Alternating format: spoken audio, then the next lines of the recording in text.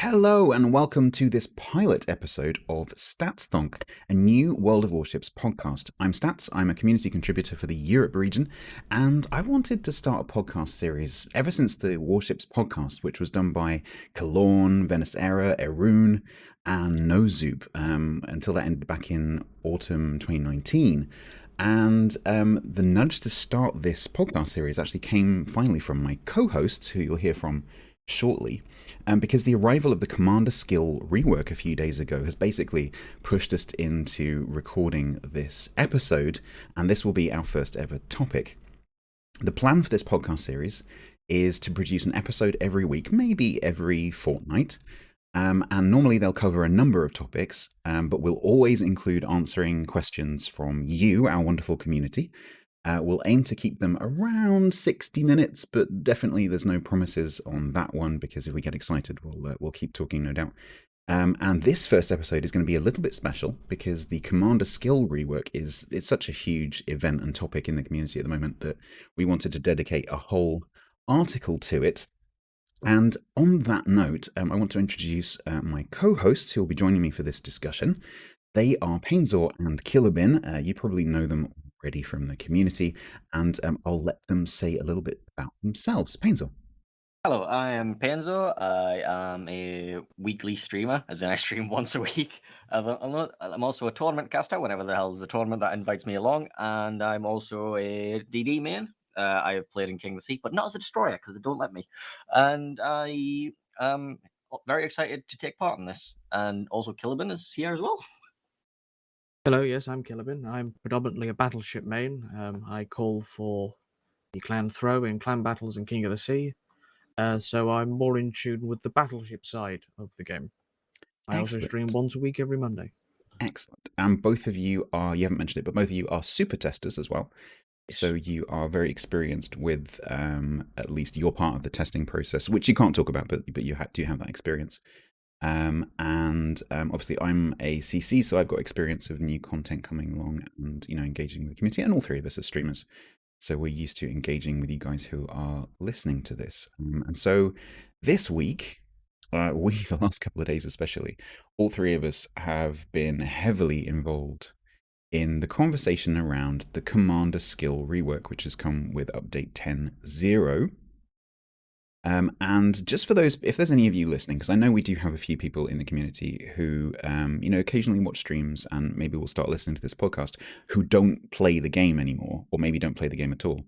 Let me just summarize for you what has gone on this week. So we've gone from update 9.12, we've come into update 10.0, and a Commander skill rework has arrived, which was first the information was given to us back in, I think, September. And it's finally hit, and it splits the single skill table out into a skill table for each class, basically, and we'll get into the detail of that a bit later on. But it's been a very eventful couple of days. I know that I've been quite vocal on stream about how I feel about this, but I'd really like to hear, because I haven't really heard about this, like how you two feel about this. So maybe Kilobin, could you maybe tell me, like, how's the last couple of days been for you? I think overall my initial impression is that the Commander skill rework is a good idea implemented badly. I've certainly noticed a significant impact on certain ships' playstyles, and I'm still mostly trying to figure out where I fall on the spectrum of how to play the ships in the new meta and seeing how it settles out over time. But so far, I'm not impressed. We'll talk a little bit more about what specific things that you're not impressed by it a little bit later. And we'll also talk about what we think is going to happen right at the end, like for the next month or so. Paints, how do you feel?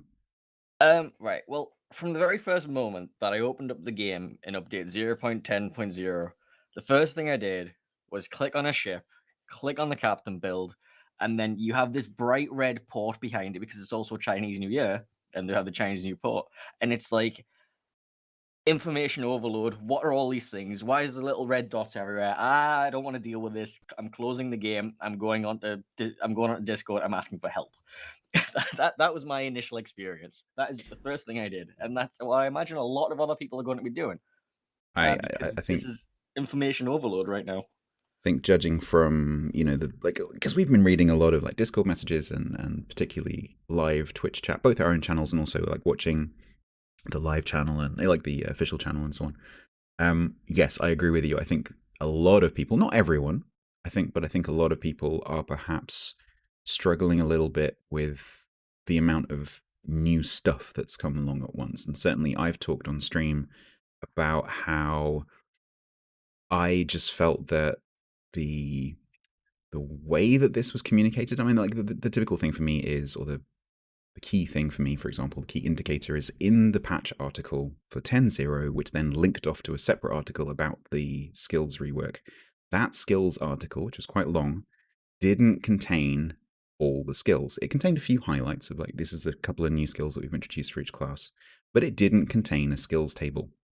And so the first time that we were able to, as players and community contributors and other content creators, the first time we were able to get hold of the like live information to try and help out our communities was when we could log into the game. And I had to log into CIS when the patch hit on Wednesday just to see what the skills were and what they were called. So I totally sympathize with anyone who's struggling a little bit. And if you're listening to this and you're thinking, I just don't get it yet, you are not alone. We are in a very similar position. However, having said that, we will attempt to have a conversation about these skills. But if we appear to be a little bit unsure about a few things, give us a second. Because all three of us in the background have got the game open. So we may have to take a bit of a moment and pause occasionally to go and look up some of these skills because we aren't familiar with them completely yet. So that's just a little caveat. So overall, I think I agree with Kilobin. I think this is it's a good idea. It needed doing, but I'm not sure about the implementation. So I think my overall feeling about this is I'm optimistic but nervous. So let's answer a question from the audience. So what we're going to be doing through this is we're going to be going to you guys because you've given us some lovely questions. So Pseudonym has asked via Discord, how do you think the rework is being received, considering regional playstyle across each server region? Is the general consensus overall the same or a mixed bag? Would you like to take that? I'll take this one. Basically, with the Commander rework, a lot of people have been reporting seeing a lot more passive gameplay. Simply, like, this is something we'll go into detail on later on, but basically, a lot of people have been reporting seeing the meta devolve into a much more at-range style of gameplay, which suits the Asian meta pretty well. Like, that was already their playstyle, whereas the Russian server, known for its brawling, they might not be so keen on it. EU seems to be falling back a bit, and it's a wild ride. I think there will be different responses to this rework from different regions. I think the three of us probably aren't very, very closely in touch with particularly the C server and the CIS server because we just don't talk to many players from those regions. But the NA region and EU, like the playstyle is, in my experience, reasonably similar. So I it's a hard question to answer, Pseudonym. But I think like in terms of reception, I think like what we just said, I think everyone's just a little bit confused, a little bit on the back foot. Kilobin, what do you think? I definitely feel from those who I've spoken to that NA and EU generally consider the gameplay impact brought about by the rework is a negative, and they're not particularly appreciative of the passivity that it's generated. The few players I know who play on the Asian server are mainly sort of it's reinforcing what was already there. The big question is we don't really know how the Russians are taking to it, since the Russians are famous for their close range preferences. That's why a lot of the Russian ships are geared to close range fighting. So if the Russians aren't pleased with the rework, I wouldn't be surprised, but I'd be curious to see what their complaints are with it. Yeah, that would be very interesting. If you are listening to this and you are a player on, like a regular player on CIS, please do let us know in the comments underneath what you think about this rework. And we would especially like to hear from you because there's just a language barrier in between us and we don't often get to talk to each other. So, yeah, if you've got any comments, then please do make them. Jirak asks, what do you think the reasons for the rework are? After discussion with folk, or of it being due to the commanders being stale and a meta shakeup by Wargaming, or is it an allowance for new content? I'm reading between the lines here, but maybe things like submarines. Can you comment generally on why the change came about? So before we answer that, I also want to just read something that Painezor's highlighted to me, which is that Wargaming have made a statement about the reasons for the change. So to go along with Jarek's question, let me just read this statement from Wargaming. This is from one of the articles. Reasons for the change. For many ships, there was often only one skill build that worked effectively. By adding new skills and changing the old ones, we want players to have a choice between several different effective builds to accommodate different playstyles. Skills for all ship types were previously presented in the same skill tree. Because of this, some of them were ineffective for particular ships, or had different effects on different ship types. The new format allows us to create more specialized skills for each ship type and provides space for future development. The old skill system interface was not very user-friendly. We're updating it by adding the following features: a recommendation system that simplifies the selection of skills, the ability to dismiss commanders you no longer need in exchange for elite XP, the ability to select skills and evaluate their effect first and only then approve your selection. So that's what Wargaming think about why they're doing this.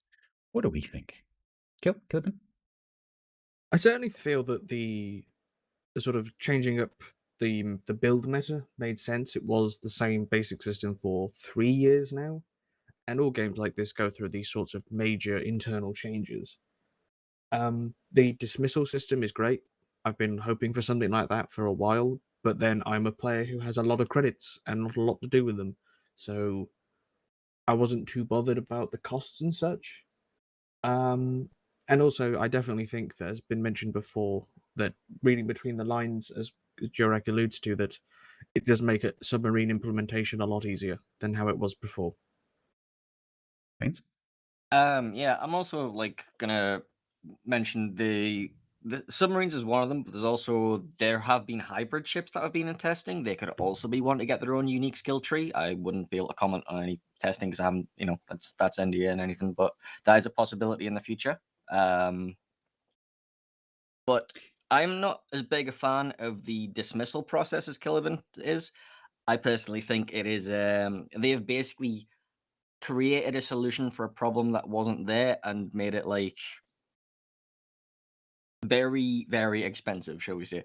But I have disagreements with how aggressively the monetization has gone in this Commander rework, but that's neither here nor there. The main problem is, I think the idea behind the Captain rework is fine. I just don't agree with the implementation of a lot of parts of it. The recommendation system, for example, it's some of the recommended builds are not exactly amazing, shall we say.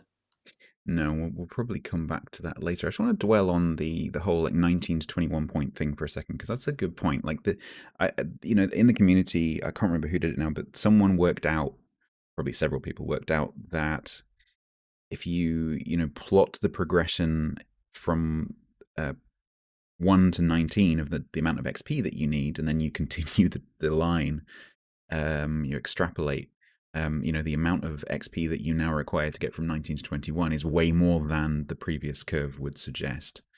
And it does seem to me like Wargaming are using that 19 to 21 jump, which costs almost as much as going from 1 to 19, as purely just an XP sink. It's another research bureau type thing to take people like Killiban, for example, who's got oodles and oodles of resources, and soak some of that up. I blew 10 million Commander XP on patch day, getting Yes. 7 captains to 21. I have less than 600,000 Commander XP left. So it's certainly worked in that regard, because as a player of my caliber and what I do, I need all the abilities the points can give me. To play without a 21 point captain puts myself and my team at a disadvantage. And that's it. And I wonder, how many players are actually, as a percentage of people who play regularly, however you define that, are actually able to even get a single 21-point captain. Because all of us who knew that this was coming have been saving XP. But your average, Joe Public player is not going to necessarily have even known that the update was coming, because maybe they don't read the news and so on. So they're going to log in and go, oh, hang on a minute, I need 1.2 million. Oh, that's for each commander. Oh, okay. That's going to take a while. Because I remember it took me, I don't know how long. It took me a long time to get my first 19-point commander. It's certainly significantly after I got my first tier 10 ship.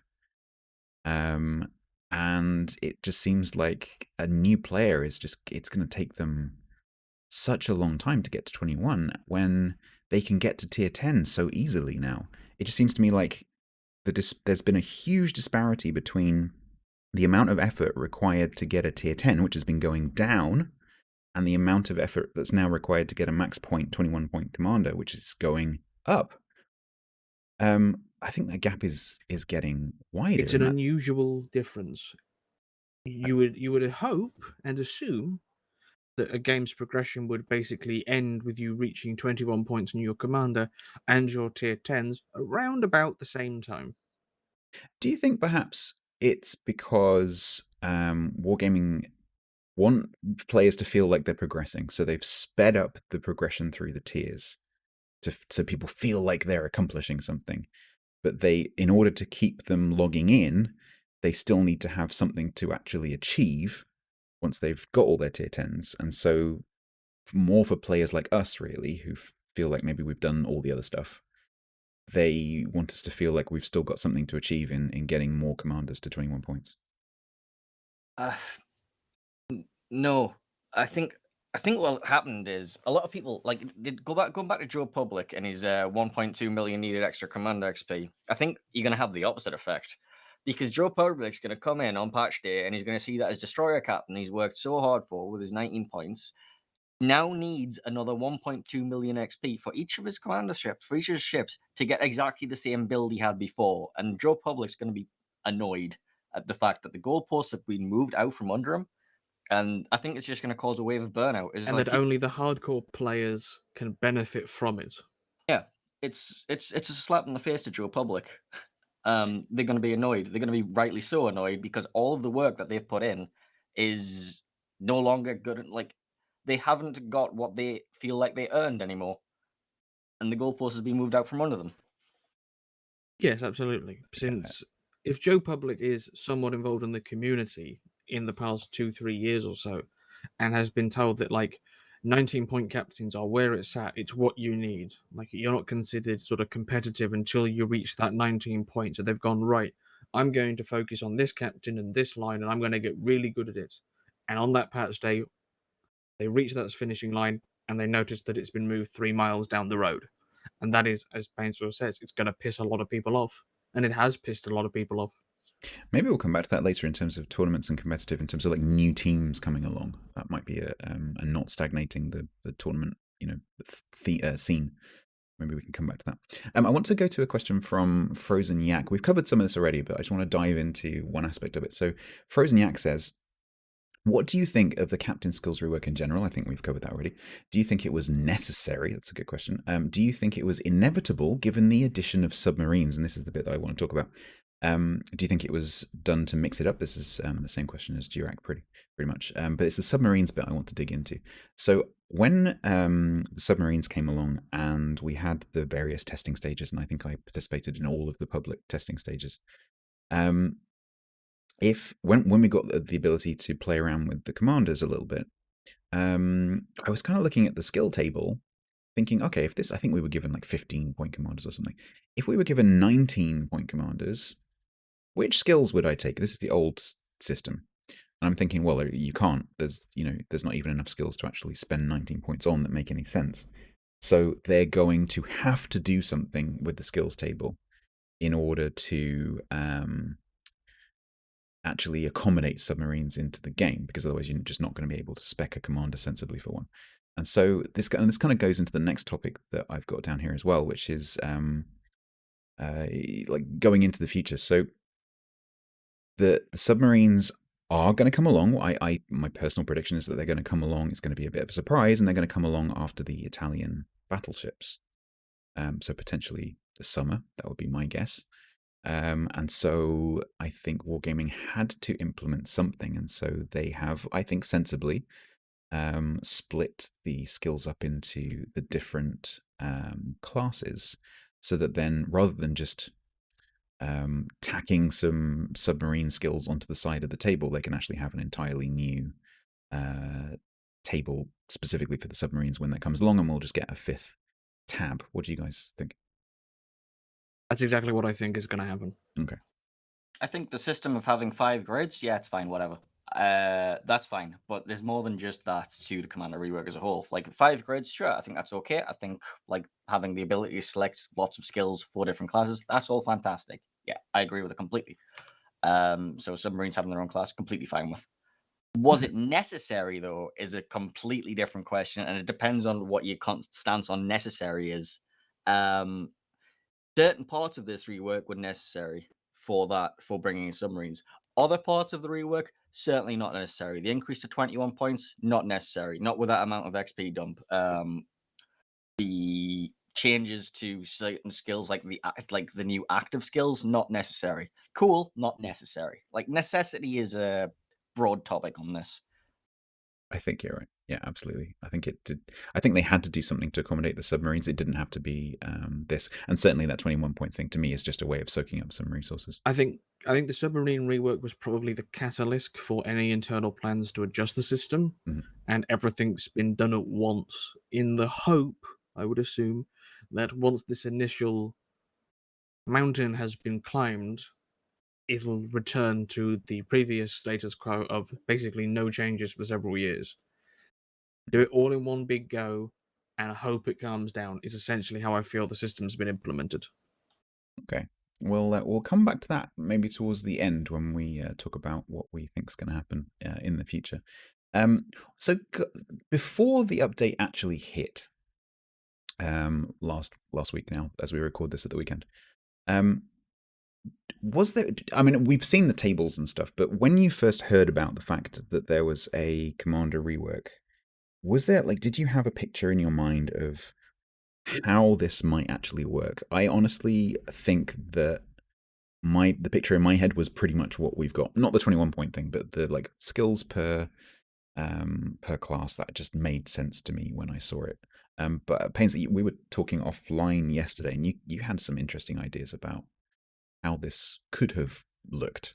Oh yeah, we were talking about like the concept of maybe a capstone talent. So you would have your general layout that you have now, and then you would like have the same split that you had on the old tree. So you had support, attack, defense, versatility, whatever they were called.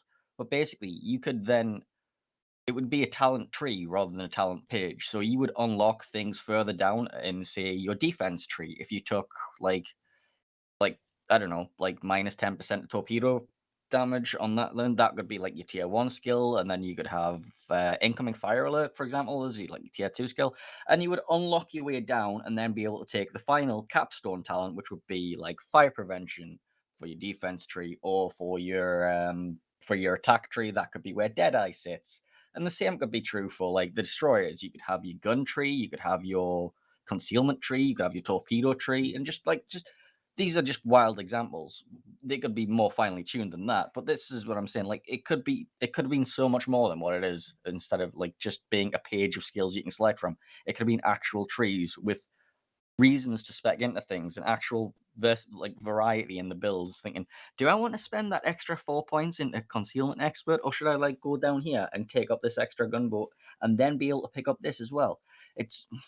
It would feel more like you were choosing sort of career paths rather than just randomly choosing stuff. Something more similar to a more traditional MMO system. Yeah. If this feels a bit like accounting to me, like I've got this much money, what do I spend it on? And I kind of agree. They had an opportunity to overhaul it completely, and they've just copied the old thing and just made it more complicated.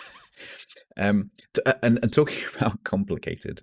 Oh, Gilbin, sorry, I didn't give you a chance to talk about like how did you see it going like this, or do you want to see it differently? Or? I think knowing that subs were coming before the rework was announced, one sort of led into the other in my mind of they're doing this because they'll need sub-specific skills. So I had the idea in my head of this sort of class-specific skill trees.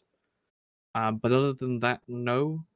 My main concern was more like trying to figure out if they do change skills or add new skills, how that would affect competitive and so. So my focus was more on what they're going to change rather than why they're changing it. That makes total sense. Yeah, and I think a lot of competitive people are kind of in that way. They don't care why, they just care what. Because that's what's going to affect their part of the bit of the game that they care about. Which makes total sense. So coming back to what I was just saying, so about the complexity, let's talk about. We touched on this a little bit earlier. Let's talk about the general player. Let's leave the sort of super duper unicum KotS kind of competitive environment, which is what we've been hearing a lot of vocality from this week. But let's talk about the normal player. So do we think that the normal player has had enough information, preparation, whatever you want to call it, going into this update? No. No. It's It's just as simple as that. not even a question. Just no. So These skill builds were revealed for the majority of players. They had a sneak peek on a news article. What percentage of people read the news articles? It's quite low. I've seen numerous complaints from people. It's like, why do they keep showing this annoying red dot in the news in the top left? Like when you click your profile, you'll see screenshots that people post, and they have like 70 unread news articles. And even if they do go to the news article, what do they see? They see a sneak peek at some of the skills. They see like 2 or 3 of them. They don't get given, look at this. This is your new talent calculator. You can plan what you're willing to take, wanting to take in advance of when this patch goes live. Here's all the information about it. No. In fact, what we're going to do is we're going to put it up on the test server. We're then going to change loads of stuff on the day on the public test server. Like after that goes down, we're going to change more stuff. We're not going to tell you what it is, but on patch day, you get to find out. And they've renamed skills like so this is repeatedly it. during development. Even for me as a community contributor, someone who has insider access to the devs and whatever else, I was trying to so this podcast is essentially replacing my old Foghorn videos in terms of like a weekly or monthly thing that we're going to put out. And I was trying to imagine when this patch hit, like, okay, if I was still doing those Foghorns, what would I be writing right now in my script? Because I don't have the information. I can't make a video about this because the old dev blogs don't get updated because they don't go when they change something, they don't go back and change the old dev blogs. So you have to start from like chronologically go through them and work out what it is that they've changed with a particular thing, whether it be a mechanic or a ship or whatever. So there was that original spreadsheet that was shared back in September, I think it was. That hadn't been updated. So that was inaccurate. So the names were different, the actual values were different on some of the skills. So that was useless. Couldn't use that. And none of the resources that they pushed out, including the release article for the patch itself, none of them had the actual skills. So I wouldn't have been able to make a Foghorn video for this that said anything other than, I don't know, wait and see. Because we didn't have the information. And like literally the first time we got the definitive information, all of us, was when we logged into the game for the first time, which frankly is not good enough. Kilbin, would you agree? I think you said you did. Yes, I would. I think the amount of information provided in the run-up was insufficient. The methods of distribution was insufficient, and we've seen this because we are vocal and active members of the community to the point that other players ask our opinions. When they're asking our opinions on what about this skill, what about that build, what about this ship, and we're sitting there going, let me get back to you on that. Essentially, because of the lack of information, those who usually provide the information now essentially have to play every ship with every possible build mutation to come to a conclusion saying, I feel that that build is better on that ship than that ship because X, Y, and Z. Because of the limited time to prepare and the sort of throw it in your lap and run off approach that wargaming seemed to have taken has left everyone scratching their heads and looking at the tree in bewilderment. I think, playing devil's advocate for a second, I think it would be unreasonable to expect, to turn up in a CC stream, for example, and say, "Hey, what's your Megami build?" and like them instantly be able to give you a build in week one, because there's just not enough time, and I think that's reasonable. But the fact that we didn't even have the information ahead of time in order to be able to study it, because obviously a lot of people are going to be focusing on tier 10. So, so the Help Me Discord, who we've been relying on quite heavily in the last few days in terms of them coming up with some templates. So, big shout out to the guys that are involved in and girls who are involved in that. I'll stick a link down below in the description for that set of builds that they've come up with, because it's a very good starting template that we've all been looking at. So I think it's unreasonable that streamers would have a complete answer for everything, but we could have had something. If we'd had a week even to look at the final skills, muck around with them a little bit in a table somewhere, an infographic, even just a blooming list, we would have been able to study it and come up with some basic answers for people. Like, here's a basic cruiser build, here's a basic battleship build, and so on. But we just didn't know what the final skills were. We can only guess from what we've seen previously. And I've seen a lot of streamers in the last couple of days on stream, basically behaving really unusually for that person. So people getting really stressed out, angry, sad, stressed out, and talking to, I'm not going to name any names, but still talking to a few streamers offline, people feeling genuinely quite angry or stressed out. And I certainly have felt like this. And I actually said on stream, if I had been a casual player of this game at this point, I think on Thursday morning when the patch hit EU, I would have logged out for the last time. Because I would have logged in, gone, nah, can't be bothered, I'm going to go and play something else. And that's how I stopped playing Elite Dangerous. That's how I stopped playing Fractured Space. I just logged out one day, went to a different game, and then never logged back in again. And I think if I hadn't been a CC, that would have been me this week for World of Warships, because I cannot be bothered to learn all this stuff. I've also seen quite a lot of people on Reddit, the forums, different Discords, all saying the same thing. I'm going to take a month out and let's start. My phone's working. Excuse us while Painezor answers his phone. I think I'm fairly certain what he was going to say is the sense that a lot of players, because I've seen it as well, that several players are saying, I'm going to take a month off the game, and potentially mean that they miss out on some of the good rewards from the Heisen Dockyard event, so they are sacrificing legitimately good rewards from that. Because everything's up in the air at the moment, they don't have the time or patience to sit through and learn the system themselves. So we're basically waiting for those who are willing to do so to do it, then come back, adjust their builds accordingly, and carry on. The question is, how many of the players who make that conscious decision to stop will actually return? That's it, because you start playing another game. I mean, this is exactly what happened to me with Elite Dangerous. They made a change to the game that I didn't like and didn't want to deal with. I logged out one day, assuming that I would be logging back in the next day, started a different game, and then never logged back in again. This is a free to play game, and in order for this game to remain healthy, it needs players to keep logging in, because that's how you get revenue. You keep players playing because you didn't get the money up front. So if players decide to log off and not play anymore, that kills the game, because it kills the revenue stream. So I'm really concerned right now by the number of people that I'm hearing say, I just can't deal with this right now, because they may not come back. So yeah, if you feel like that right now, we totally sympathize with you. But I feel like I have to get through this because it's effectively my job. But right now it feels like a job. It doesn't feel like a game. It feels like a job, which is a shame. I don't want to feel that way about a game.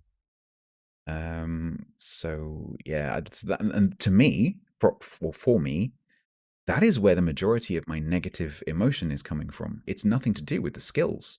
I don't know enough about the skills yet to actually comment on them properly. it's this it's the approach that's been taken, and the way, like, just the sheer amount of information, lack of information. And I'm sure Wargaming say, oh well, we posted stuff back in September and blah. Well, you didn't give us the final information until the day the patch came out. So what do you expect? So yeah, I mean, I've talked about that loads on stream anyway. But Painezor, you were streaming on the day the patch went live on EU. Yeah. How did that go? It was an interesting experience. I had yourself and Killivan on voice with me, and we were all just kind of sat there, just like, right, how do I build this? I have a wall of people asking me. I have people DMing me screenshots of their new Georgia build and things like that, and asking me, "Is this the best build for this?" As like, I don't know. I haven't had time to test this. It is as new to you as it is to me. Or the I'm opposite of that, which I had, which is people DMing you saying, "This is the Kremlin build." yeah. This is another thing. How It's do you like, know? how can you say it to me with 100% efficacy that this is the best build? You're not taking into account my playstyle. Like, for example, like whether or not it is statistically the best build may not be the same for a player such as myself. I might, for example, this is a complete example case, yeah. But let's say I like to go brawling in my Slava, and you're recommending me a Slava build with Deadeye. Statistically, the best build for a Slava probably does include Deadeye.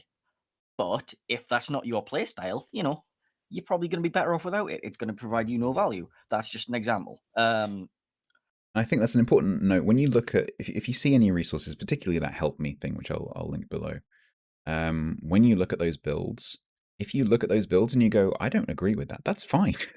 Because that might not suit your playstyle. It might, you've got to bear in mind that people who are going to be pushing out these builds tend to be very good, very skillful, very experienced players. And so they are playing to their strengths. And you might not have the same skill set as them. You definitely won't have the same playstyle as them. So just it's for reference, I don't condone brawling in Slava. You don't condone rolling stuff. No, definitely not. And of course, we've never done the no engine challenge.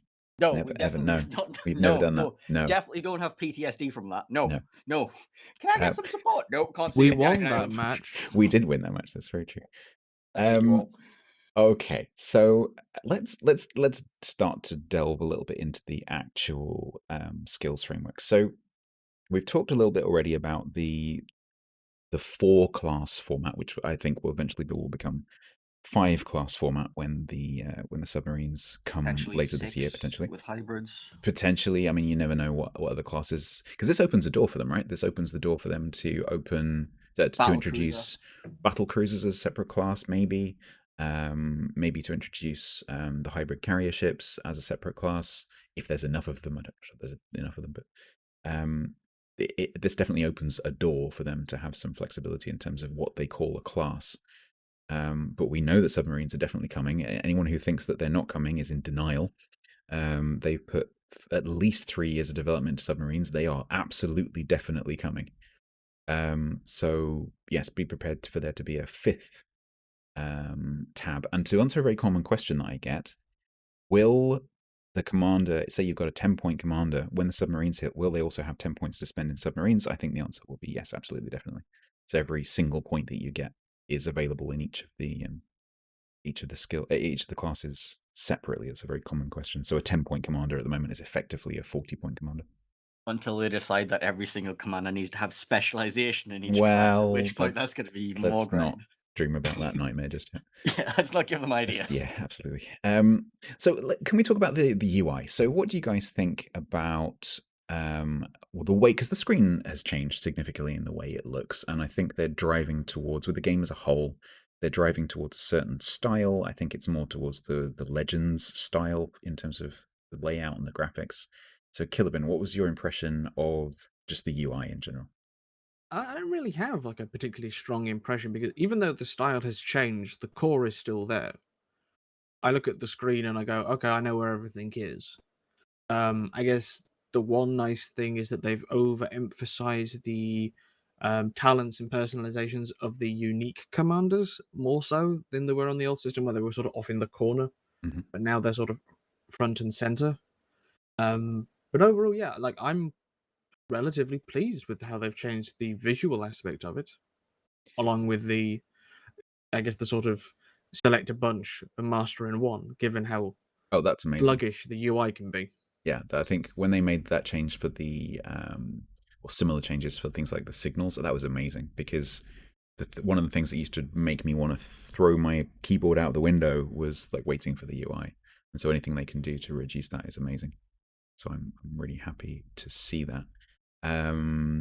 I don't like the fact they've removed the red and yellow flashings from the unique and special commanders. I think it makes it harder for newer players, particularly because we know the names, right? So I know that Kuznetsov is a special captain, unique, legendary, we would call it.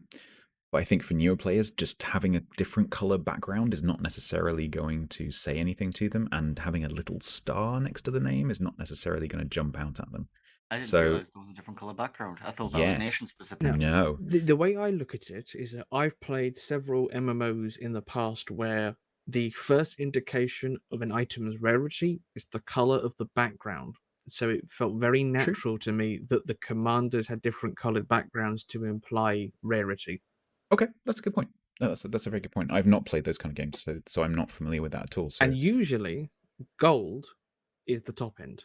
If an item is interesting. gold, it's very, very rare. Like epic usually is the term given. It's white, green, blue, and then purple, then Yeah, orange. white, green, blue, purple, gold is Orange. usually orange. Yeah, Okay, so maybe it's just me, and I'm not familiar with that kind of system. But yeah. It's a rarity skill. It's like rarity skills are very common in MMO games, which again we're coming back to. I don't know what like basically the game is turning more MMO like with all these different things, but yeah, it's basically. Okay, so I like the fact that they've left the.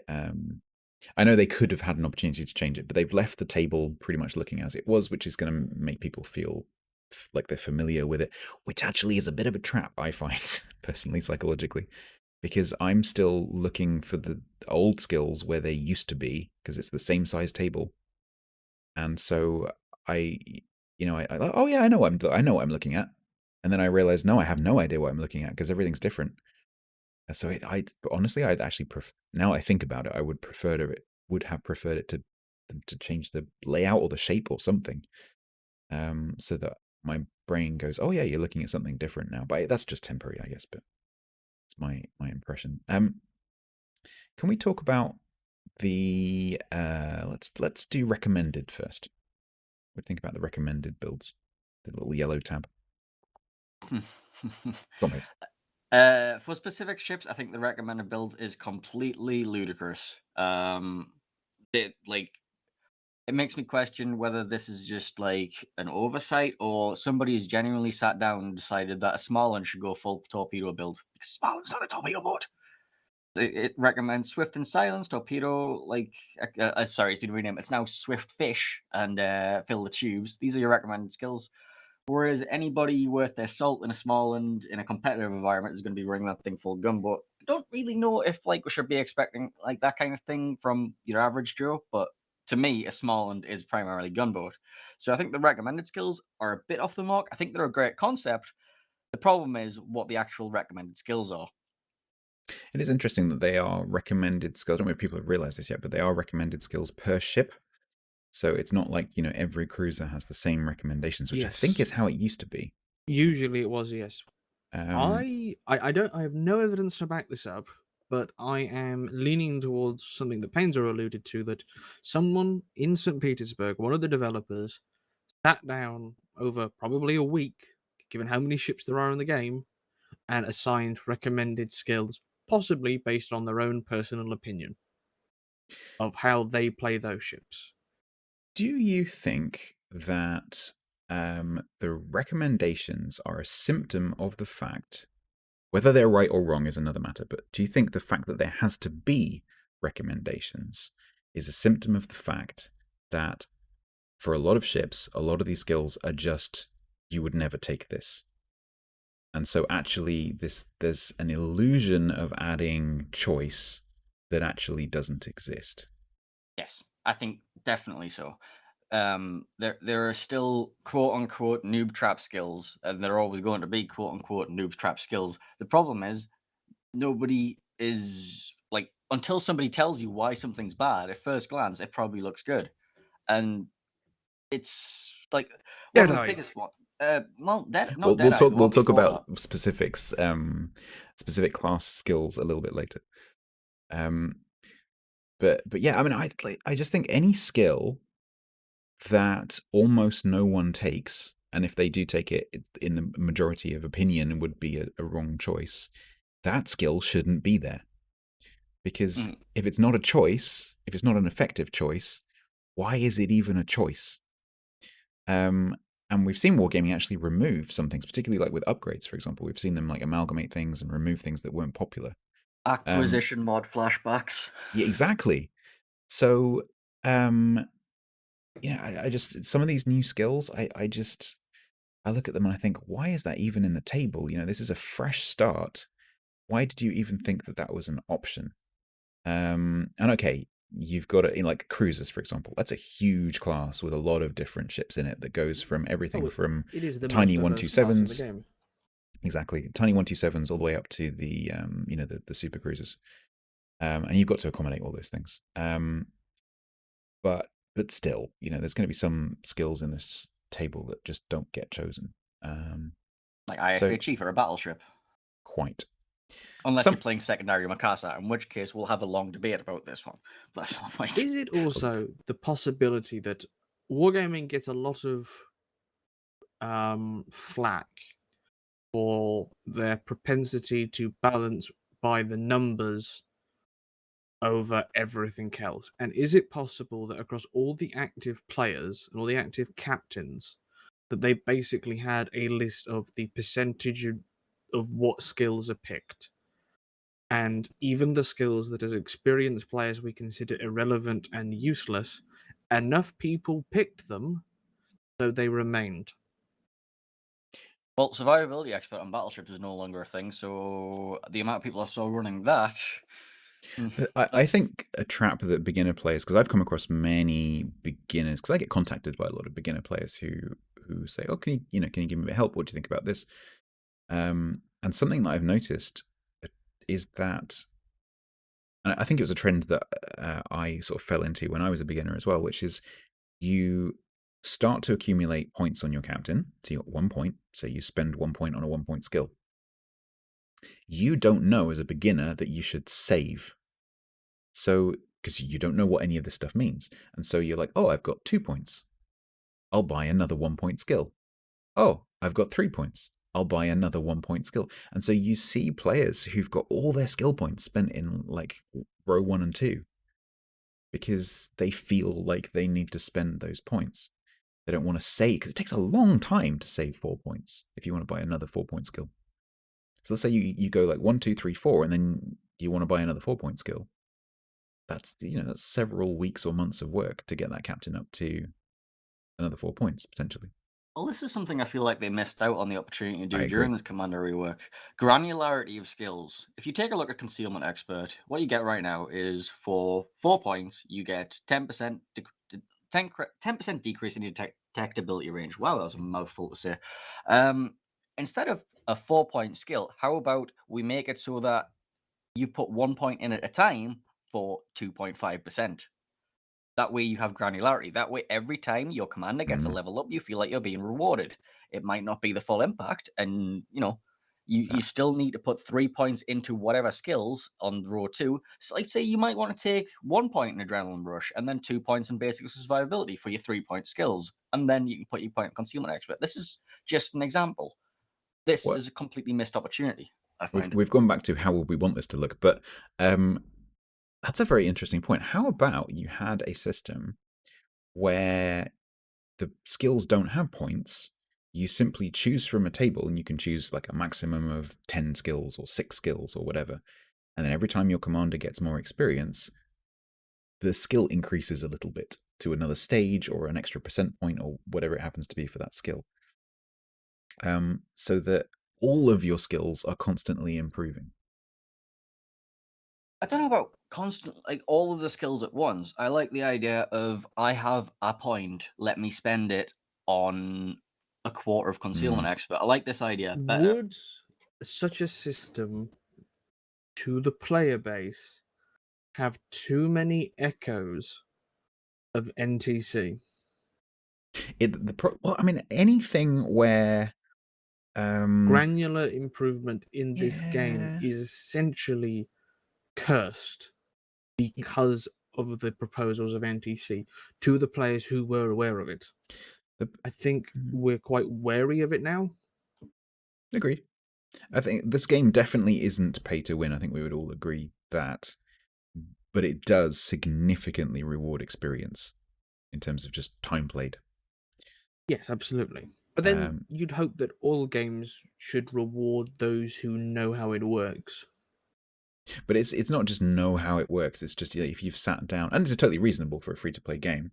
If you've sat down and you spent thousands and thousands of hours playing the game, you can have all the cool stuff, and you can have the best of this and the best of that. And if you're a brand new player, you don't get that stuff playing the same ship. I think the concern that people have with NTC is that it would have potentially have been not pay to win, but like it supercharges experienced players. Because you're in the same ship, but they're in a better version of your ship. I mean, that's essentially what the skills progression is for commanders. It's just a bit more subtle. But it is essentially the same thing. You see, the most obvious one by a mile, though, has always been concealment expert, where it's just been hard and fast. You either have concealment expert or you lose. Oh yeah, Well, absolutely. we'll talk about mandatory skills for destroyers a little bit later. We've got that actually down as a topic. So I want to read a question from M Jester. I don't want to answer this right now, but I think we need to have it in mind as we go through talking now about the individual classes I want to move on to. So M Jester asks, in 2 days of testing and playing around with the builds, there are already some trends, skills that are mandatory must picks for every class, as well as noob traps like survivability expert on battleships under the old system that we've just mentioned. Is there one skill of both mentioned cases for each class, and which ones would it be? To phrase it easier, what is the best and what is the worst pick skill for each class? So as we go through now the 4 classes and talk a little bit about those tables, I'd like to bear that question in mind. So can we point out as we go through one noob trap skill and one must pick for each class as we go through? So also, Nuclear Funk asks, as an example of wargaming seeming to think that 5% AP on battleships is worth a hefty price, 3 points and 30% fire and flooding duration increase. What skills, in your opinion, are just right, too expensive, or cheap for impact? So that also I want us to bear in mind as we go through. So just highlighting any good, stupid, bad, whatever we think of in these tables. So can we, please, gentlemen, on your screens, go to the carrier table? Hang on. Let me find an aircraft carrier. Yo, this is the Painezor slightly aeronautically challenged. Yeah, I did sell. I have comments from competent carrier players that I can refer to for this part. Okay. Since none of us are competent carrier this is players. it. Really. Of all of the 4 tables, this is the table that I have paid the least attention to, so I don't feel in any way qualified to comment on this. But maybe we can lead with this comment from Fav, which also actually answers M Jester's point. So Favnaroth has asked about CV specifically. With Hidden Menace being somewhat of a noob trap, certain CVs built for concealment now find the option unappealing, and in any case, planes cannot improve their own concealment anymore, for Kuryu particularly, for example. What do you think of the implications, not only for future CV play, but also the future of CV line design? Well, first of all, I'm glad that we don't have to put up with 5-kilometer spotting on the Richthofen's fighter anymore. Yes, that was agreed. Egregious. That was like, if you played in clan battles last season and you were anywhere near a cap, there was a plane spotting you somewhere. You didn't know where it was, but they could see you, and you were being sniped at from across the map. And it was really, really, really fun. Just like so much fun, so unbelievably fun. But now that that's gone, that's a big improvement. Aiden Menace, concealment The on two carrier. comments I have from carrier players whose opinions I respect on the matter seem to be that it's a direct nerf to Audacious, because Audacious's legendary module used to improve its concealment even more. So Audacious is slow planes and very stealthy, and Haku has also suffered with her stealthy but soft planes. I was And because very sad when I realized that I can't play that build anymore, because that's how I play my Japanese, like Shikaku and Haku. That's how I play it. I play it with the 6.1 kilometer. I played it with the 6.1 kilometer detection torpedo planes, because then you can sneak up on a battleship, and as long as there's nothing else around to spot your planes, you can start your attack run, and before they've even touched their rudder, your torps are there. And you can't do that anymore, so it kind of dilutes the flavor of the line for me. yes, and the other thing they mentioned about Menace is that because of how flak an AA works against withdrawing planes as they go up to high altitude and then return to the carrier, but in that climb they're vulnerable. Basically, the penalty to the speed means that the moment you hit F, you can basically consider that squadron dead, because they will die getting away because they are that much slower now. And that, So just so everyone's aware, that is why people, experienced TV players, are referring to this as a noob trap. It's because inexperienced players would look at that, and I think I would probably be included in that, would look at that skill and go, ships detected, oh, that's quite nice, because that means I can push my hull even further forward down the map, or up the map. Which, and if you're a carrier, getting closer to the enemy means increased DPM. So that looks good. Yeah, returning squadrons. Yeah, that's fine. I'll deal with that. Yeah, that's fine. And it just doesn't. The fact that it would get all your planes killed just wouldn't even occur to you. What I don't understand is why they didn't make the ascending phase of the return the same, and then make the actual return across the secret bit of the sky. You see what I mean? The yes, slow part. I think that's just honestly lazy programming. the other Lazy comment development. they have is that the turning your fighters into interceptors skill sounds great on paper, is practically worthless. Well, the biggest part about that is it's point investment. It's massive point investment. Whereas if you take a look at something equivalent, which would be radar versus smoke, just make it a consumable selection. Like I don't see why it has to be something you spec into. Because what if you want to change this on a fly? Like say you bring in the clan battles, you might want to have it specifically for zoning defense, and then you might want to go into the next game on like in a professional tournament or something, and you might think, okay, maybe now I want to be like playing for like spotting. I want to use this Yeah, island here on this map. absolutely. They see it as that if the fighters, if the skill turns your fighters into defensive only mechanisms, they have to be essentially perfect at it. The delays in activation and acquisition of enemy aircraft are too long, and you suffer too much in regard to you can no longer spot for your team, which is, especially in the higher end sort of gameplay, the carrier's biggest advantage over other classes. It's rapid spotting and spotting on demand where the team requires it. If to give up that amount of influence over a match, the ability to defend your team must be ultimate.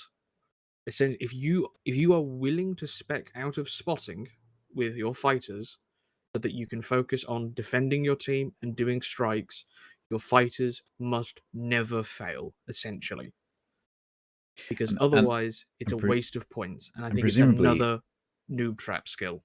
let's say, so we're specifically right now, I think we're talking about competitive more than randoms, but if you Even in were, randoms, eh, it's still a thing.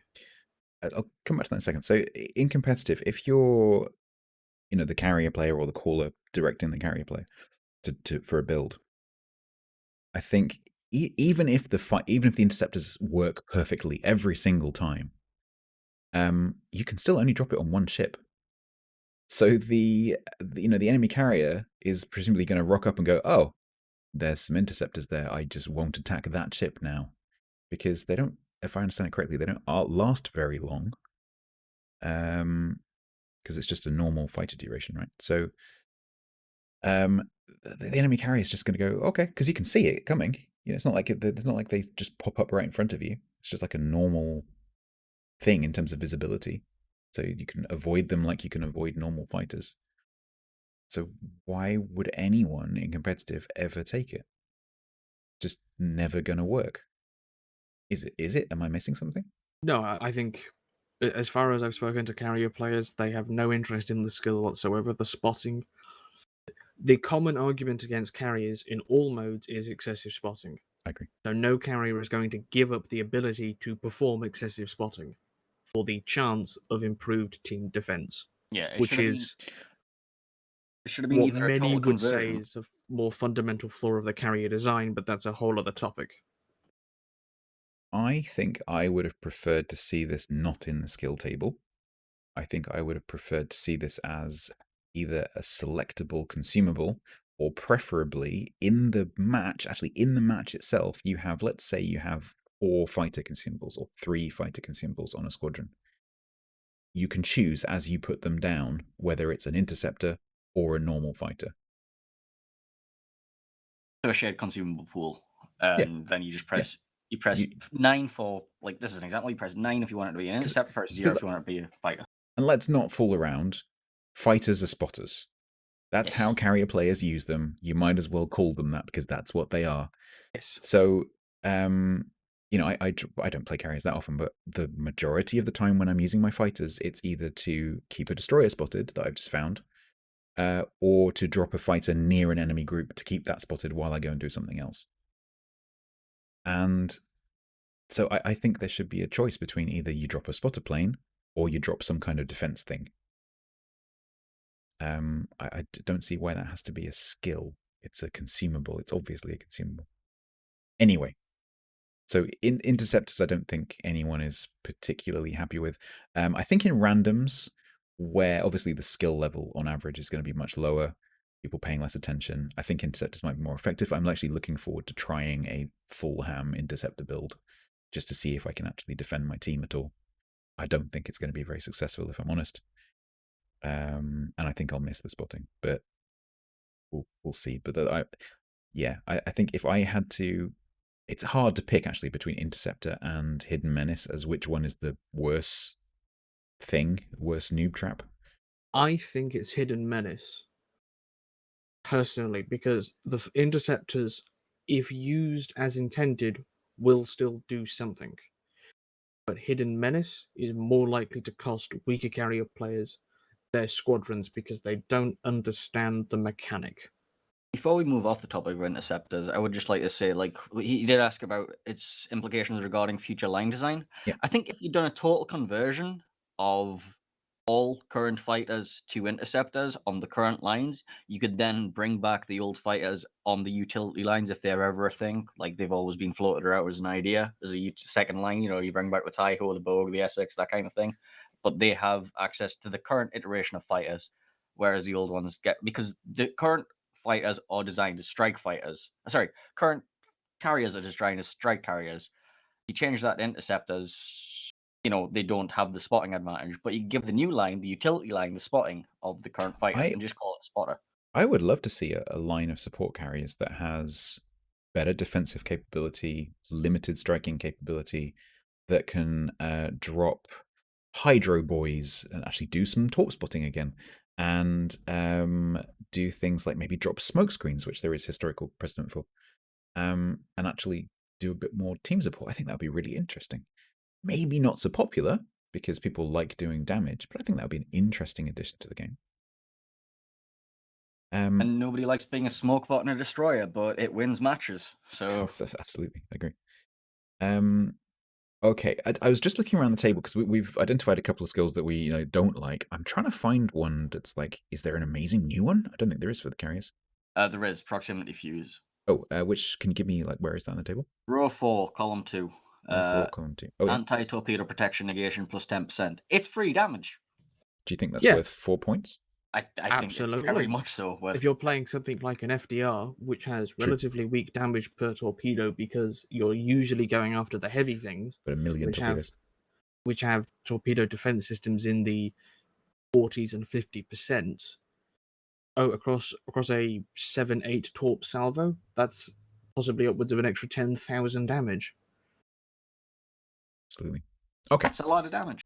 That's enough about carriers, I think. Let's move on to destroyers, which is a table that certainly Painezor and I are a bit more familiar with. So I've spec'd out a couple of destroyers. I think Pains, you've spec'd out a couple of destroyers. Maybe Killbins, you've spec'd out a destroyer. I'm not sure. Just the Clemson. Okay. We don't need to admit to that. Yeah, that build may have been entirely for fun. So the destroyer tree is kind of familiar. I mean, some of in all four of these tables, there are skills which are very familiar, even if they've changed position slightly. So, Pains, in the notes, you've added an interesting point. Do you want to go for that? Yeah.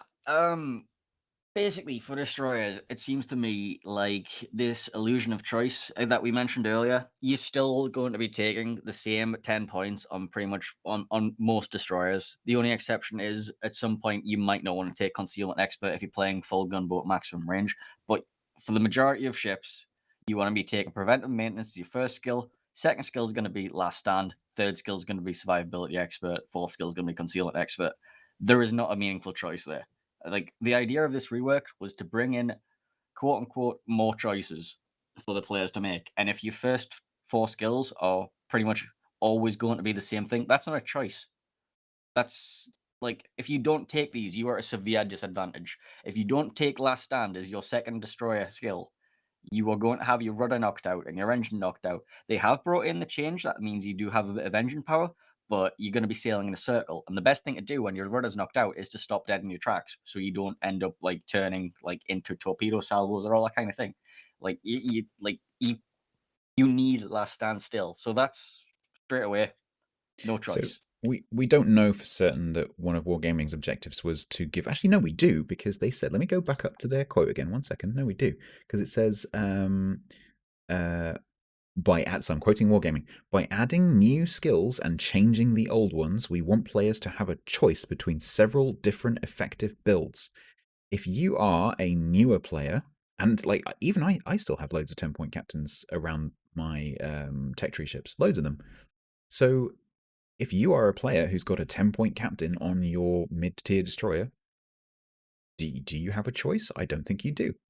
I agree with you. There are exceptions. So, like I, for example, and I know you don't like this, but I don't take Survivability Expert on my torpedo destroyers because I think I get better utility out of, what's it called these days?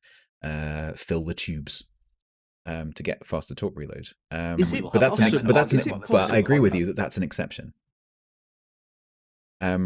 I agree with you that there's an exception that you might not take concealment on certain gunboats, but that's an exception. And you basically have to take those first 10 points as just described. So basically, we have 5 noob traps for the destroyer line, and they are all not Last Stand. If you take Pyrotechnician instead, or you take Swift Fish, or you take Consumables Enhancements, or you take Extra Heavy AP Shells, or you take Priority Target instead of Last Stand, you've fallen into the noob trap. Put it another way, when you get shot in a destroyer with HE usually, how often does something break? Like, more than half the time, I would say, on some destroyers, certainly, depending on what upgrades you take. It's you can't do it because we've all seen those poor players who, on like in the mid tiers particularly, who you shoot them, their engine breaks, and they just sit there because they don't have Last Stand. They've run out of the smoke, or maybe they don't have a smoke in the first place, and they just sit there and die. They have changed it, so you get 20% engine usage. Okay, whoop-de-doo. So you get to spin around in a circle at 7 knots. Yes, exactly. I mean, it's like you give the predators a challenge, but not much of a challenge. It's like the hookah duck mini game, like at the fair, you know. It's sad. And whenever I see that, I kind of like my heart, like the old survivability battleships. Whenever you see that, you're just like your heart just sinks just a little bit. Because like it's not their fault necessarily. It's that they're being offered a choice that's not a choice. Yeah. And so yeah, I agree with you. The noob trap for destroyers is not taking Last Stand as your first skill.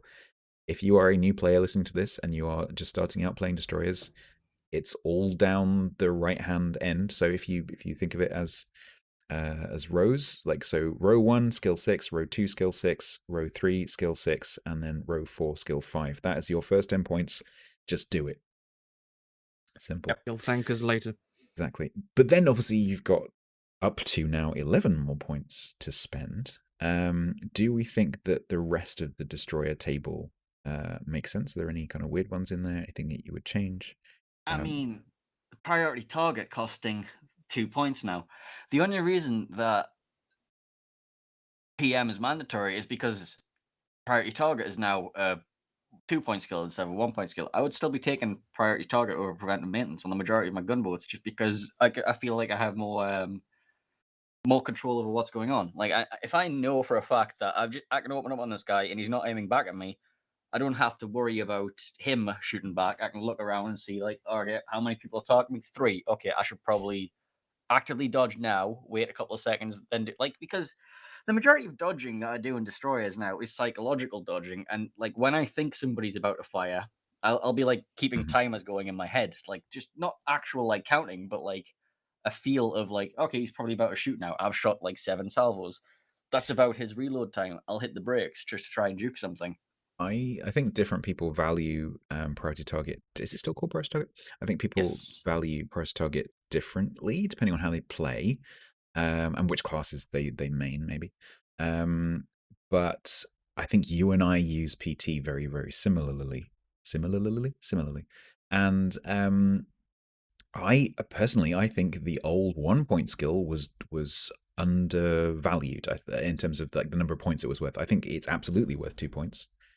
The question is, does the 2 extra points the commander now has potentially, does that compensate, considering that you need 1.2 million extra XP to get those 2 points? I'm not sure. For destroyers, to get the same build as you had before the rework, you would need 21 points. You need the 1.2 million. I agree. However, I would say you can absolutely definitely play a destroyer effectively with just those 4 skills that we initially highlighted. You just need to be a little bit more careful than you used to be, because I definitely would have taken PT instead of PM initially, because to me that's more valuable as a 1-point skill. But yeah, it's going to be interesting. I'm gonna, as I build through my destroyers, I'm going to be having to think very carefully about which ones I now want to take PT on. I generally didn't take it on torpedo destroyers because I'm not expecting to be spotted that much. I didn't take it generally on destroyers where I'd be sitting in smoke a lot. Like, so I wouldn't take it on Friesland, for example, because it's just going to be sitting there going daka, daka, daka, daka, daka, and I don't care. But everything else, pretty much, I would take it on.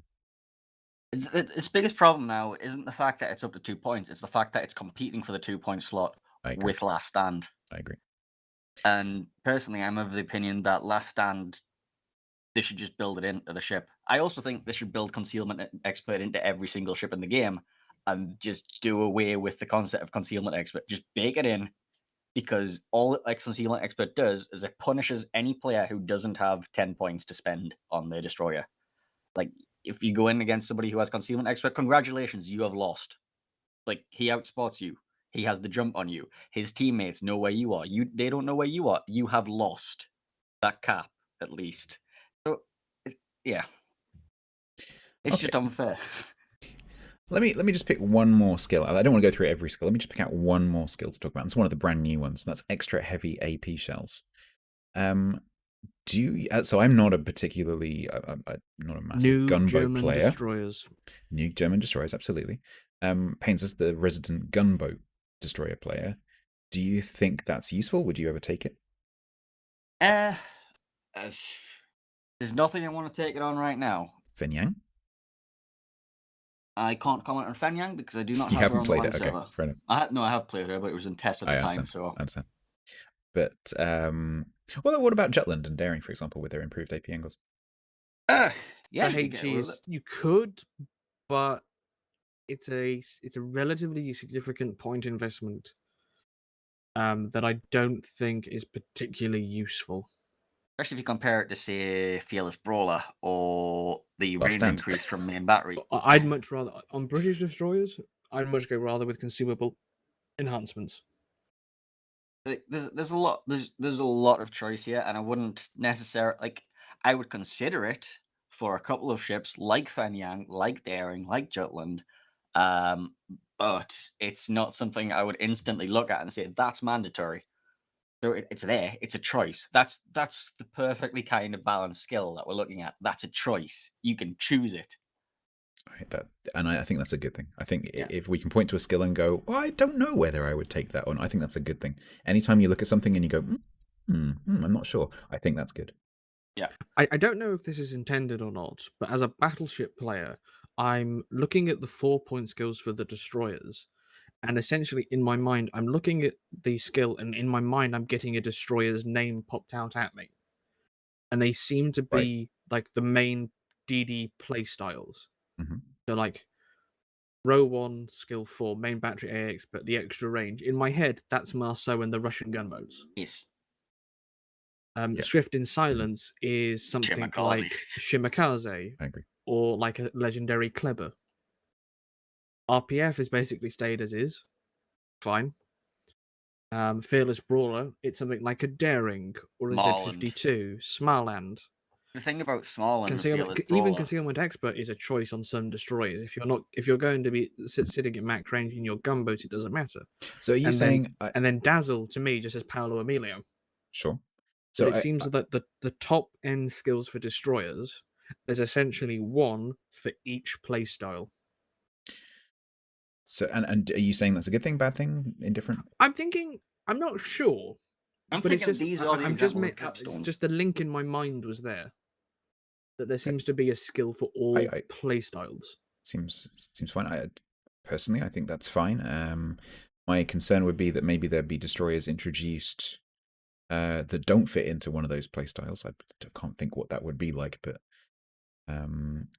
if you've got a specialist, then maybe it wouldn't fit. But currently, I can't think of any that don't fit, even like the extreme ones, like a Satya, for example. Yeah, given the breadth of destroyer diversity in terms of playstyles, I don't think any viable lines could be added that would break that. I think there's still something for all styles. Until the sub-hunters come out. Yeah. That is true. True. Good point. So, generally speaking, apart from the issue that we identified with beginners choosing the wrong 1-point skills, I think generally speaking, I'm pretty happy with the destroyer table. What do you guys think? I mean, my only issue as a battleship main is Dazzle. Okay. I'm unhappy with row 2, specifically because Last Stand is so strong. It completely devalues the rest of them.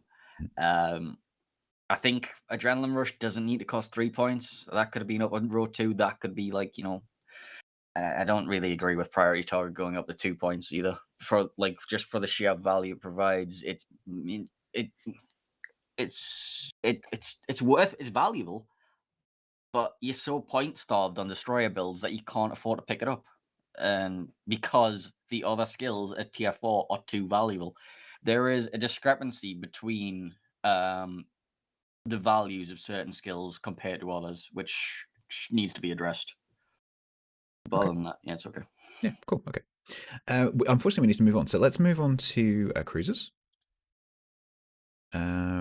So yesterday I had quite a good stream building a Hindi and then playing it reasonably successfully. So that's fine, but obviously I've only done one cruiser, so I don't have a huge amount of experience with this table.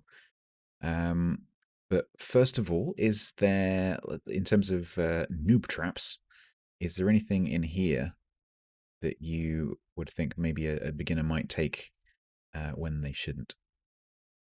Fill the tubes. Yeah. Swift fish. Uh-huh. Unless you're going for the Yoshino maximum team encouragement build. But even then, right, it's a good point. I mean, I know you're joking, but even with a torpedo-focused cruiser, surely its main weapon is still its guns. We can't talk about that one. I Except didn't. that No, I didn't. one I didn't mean cruiser. except that. I didn't mean that one Yeah. specifically. I was talking about like Zhao or Yoshino particularly, but it could be any of the, or even the Italian cruisers with their long range tops. So, but like it happened to Mr. G was doing like viewer builds the other day, and we don't know whether the person that was doing this, whether it was a genuine choice or whether they were trolling a little bit, but they chose Swiftfish and I think Enhanced Torpedo Explosive Charge as the first like 2 skills from that row, that column. That was on the Cheshire. Yeah. I wouldn't pick it on a British cruiser. No. A Zhao? Minotaur? But as your first skill? Mino, as your first skill? No, God, no. Absolutely not. So I think maybe not quite as much as the destroyers. Do we think this? But do we think this table might suffer from a little bit of you kind of have to take these skills first? I think given the diversity in cruisers, everything from like I don't know, Smolensk to Puerto Rico, like yes, they both take up the same slot in the matchmaking, but they are so fundamentally different ships that I think the cruiser skills are better suited to accommodate that wide breadth of ships.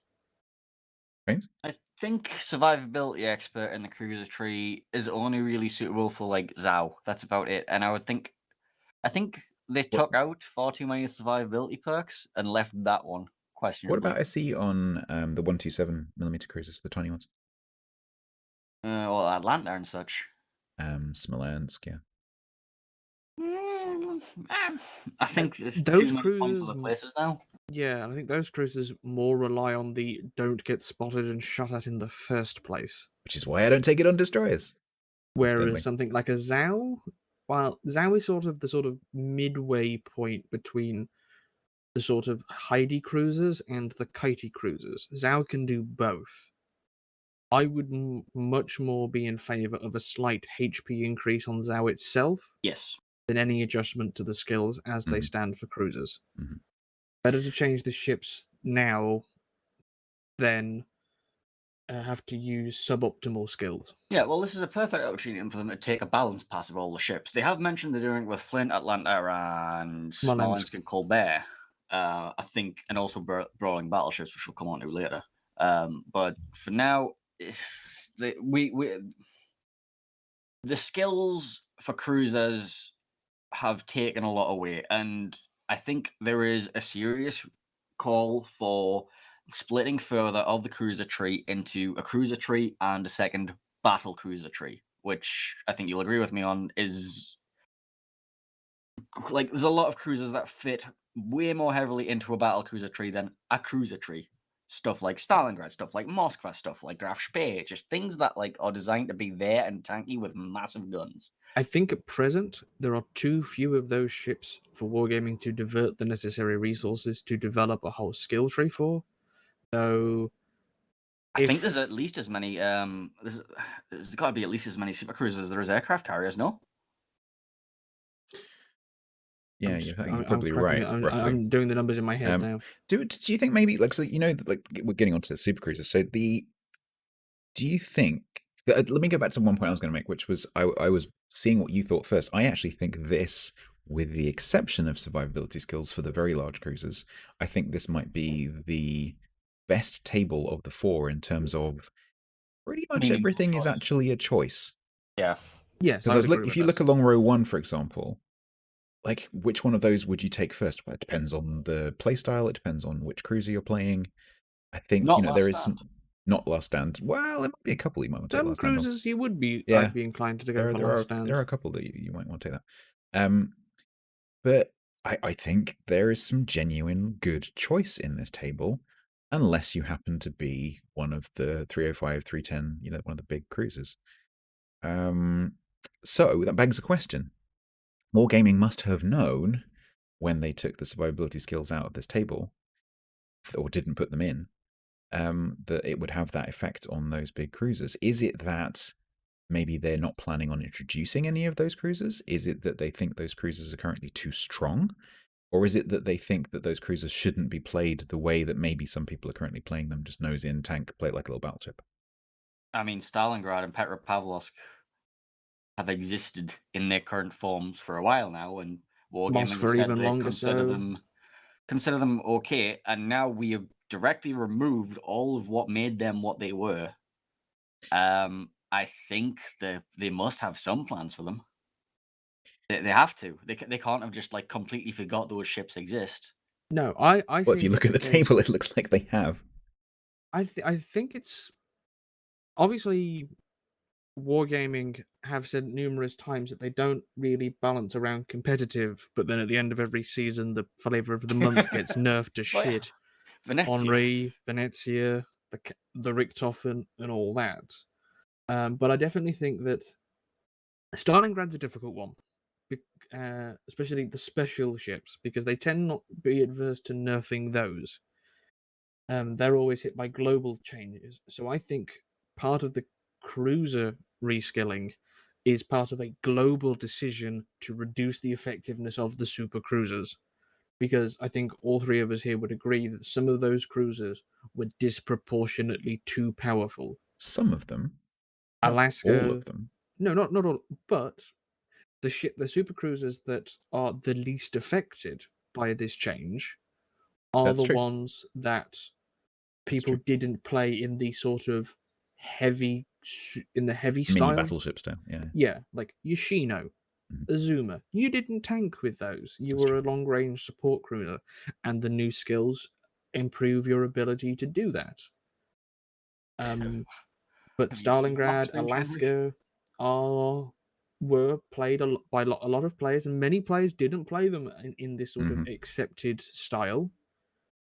And I think Wargaming did want to reduce their popularity because at times in tournaments and competitive, and even at times in randoms, they're all you see. I have flashbacks to King of the Sea when I was sat there casting with you. Petro. Exactly. We can talk about the impact on competitive and tournaments in a little bit. Okay, so I think like my very very limited experience of building a Hindenburg and playing it is actually that this table is actually kind of cool. As long as you're not one of the more static cruisers. I think it's certainly the least egregious. Traditionally be thought of it. Yeah, so I generally quite like the cruiser table. And I like in terms of noob traps and like amazing like OP skills. I mean, I can't really.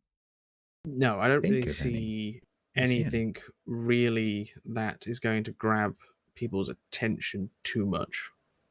PT being 2 points. I mean, that's the same discussion as for the destroyers, but I think it's more important on cruisers.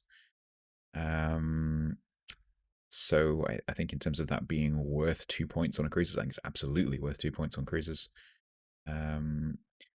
Whether people will take it or not is another matter. Although I've seen a lot of people saying that they'll take incoming fire alert instead of PT now. Considered it. Which is a skill that maybe people didn't take very much in the past, which is kind of interesting. I think I run it on one ship, Lazo, because it's like you always play at the back. So it's more useful to know when someone's fired at you than it is necessarily to know how many people are shooting at you. So, or aiming at you. Anyway, okay, let's move on to Kilobin's domain, which is the battleships. Let me just find a battleship with a captain. There we go. Okay. We are obviously going to end up talking about Deadeye at some point. I don't want to spend 3 million hours talking about Deadeye, but we're going to end up talking about Deadeye. We're going to be talking about the meta a little bit. I don't want to get into necessarily play styles because I want to touch on that separately. But we could get into that a little bit. So let me just read a couple of questions first, and we can bear these in mind as we go through. So the Lord of Darkness asks, I've heard more than a few people express the opinion that the new skills, particularly Deadeye, make secondary spec ships unworkable. But I think they are more powerful. But I think, this is Lord of Darkness, I think they are more powerful than ever with the new version of manual secondaries and the secondary range buff. Where do you stand on this? So we can cover that when we get to the secondary skills. And also Jobsy from Throw asks, unlike the active skills of the other classes, Deadeye does not come with a penalty. Do you believe it should have a penalty, and if so, what should it be? How would you further change how it works, etc. So we can discuss like secondaries versus sniping and that kind of stuff. So first of all, Killerman, do you want to take this because you're the battleship main? What do you think of the table as a whole? Overall, I'm mostly okay with it, but I was never a player particularly confident in the performance of secondaries on any of the battleships. Even the ships that were geared towards it, I always saw it as a nice to have, but it was never the must have reason for me getting the ships. The skills overall, I think across the rows that there are skills for almost all of the different playstyles. All playstyles are reflected, um, but I feel that certain skills have had a disproportionate impact on the class most notorious among players for how they are played versus how players view they should be played. Yes. Like the first of which obviously is very objective because like how they played is how they played, and then how they should be played obviously is just pure subjective opinion. Absolutely. Which is always a very interesting discussion and distinction. Though I would certainly say that there are certain skills that I look at and go, why would I like why would I take pyrotechnician on a battleship? Good Even a question. Secondaries. secondary spec one. It doesn't Question. have enough of an impact. Consumable specialist, eh, it's a reduction in reload time on consumables that tend to have a sort of 2-minute cooldown, so it's not a massive improvement. Well, an MBRB it is though. Yeah, that's the only one I would really consider. Ships with battleships, basically Burgoyne and Jean Bart, I would Yeah. consider using that skill. For every other battleship in the game, no, I wouldn't. Consumable enhancements, however, I think is more useful on more of the ships, particularly the German battleships. For 10% for the 2-point investment, I don't know if it's worth it though. I think by that point you're just sort of going up in a full all-out secondary build, damn everything else. Which I personally believe at the present time, with how the meta seems to be, is very dangerous. I've seen too many KotS who have spec'd into the new secondary skills and go forth and get farmed by 3 Thunderers. Yes. So So let's focus on that because I know this is what people will want us to talk about. I think the community, I'm sorry, community, but I think you are focusing a little bit too much on one particular skill right now, but I do understand your concern, and that is, of course, Deadeye versus the secondary skills. So one thing I've seen coming out of the community a lot in the last couple of days is people saying, oh, well, it's all over now because, Deadeye. And it's become the new ping. Like, why did you play badly? Oh, Deadeye. I got dead-eyed. Oh, he dead-eyed me. Like, it's only a 10%. Maybe it's not exactly 10%, but it's ish a 10%, buff. I will Potentially. make a formal admission here on this first episode of this podcast. In the ships that I had Deadeye skilled, I was doing worse because I was Really? missing more. So I've always said, for example, that when we were playing with, for example, Slava, and going through, we're not going to talk about the actual testing of Pabieda, for example, but certainly now that Slava is out, until I got my eye in with those guns, I was missing more shells than I would be doing in one of the other long range or similarly ranged battleships, because it's so accurate that you have to be a really good shot in order to actually pull off landing any shells. Because if you're a poor shot, if your aim is poor in a ship and it has large dispersion, you are more likely to hit one shell than to than you would be to miss with something that's more accurate. Because the grouping is important, because it's like shooting a shotgun instead of like shooting a sniper rifle. It's easy to hit a barn door with a shotgun. It might not be quite so easy to hit a barn door with a sniper rifle if you're a bad shot. So, but the thing that I've seen coming out of the community in the last couple of days is people basically blaming positioning that they're seeing purely on Deadeye. Which I would agree with. What do you agree with that, Painz? Can you elaborate a little bit? Basically, your average Battleship player right now has seen this skill Deadeye, and they're thinking, oh, I need to stay further away now. I don't want to get spotted because then my shots will be worse. So I'm just going to hang back here now. And then this leaves your cruisers and your destroyers as your front line, which, normally you would expect your cruisers to be a front line, yeah, sure, but you'd expect the battleships to come up and support them. This is no longer happening. The battleships are staying at the 2 and 8 lines, from what I've seen. The cruisers are going forward because they need to go forward to get into range of the battleships who are hiding miles away from them. Then what will happen is there'll be a cruiser and a DD get spotted in the middle of the map. They explode. Whichever team they weren't on, just takes all the caps and then buggers off. And then you've just got these battleships still hiding on the 10. It's even more promoting the passiveness that you see. Like, you used to complain about your ranked teammate, the Thunderer, who started his full health at A1. There's going to be more of them now. Yes, absolutely. Let me just quote Killabin from 5 minutes ago. I just saw a GK who spec'd into secondaries and just went charging in. Do you think that this skill table is or will polarize the way that battleships are played? Completely. At the moment. You're either going to be YOLOing in or you're going to be sniping at the back. There is no hanging around at mid-range. I have built my battleships around survivability.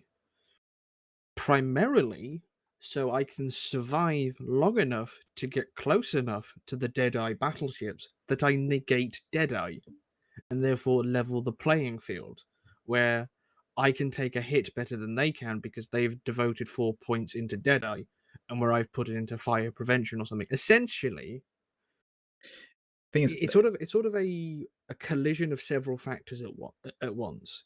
The new Deadeye skill emphasizing improvement of emphasizing passive play in very accurate battleships, even though because of how the skill works, it's actually better putting it on less accurate battleships because you get a bigger bonus.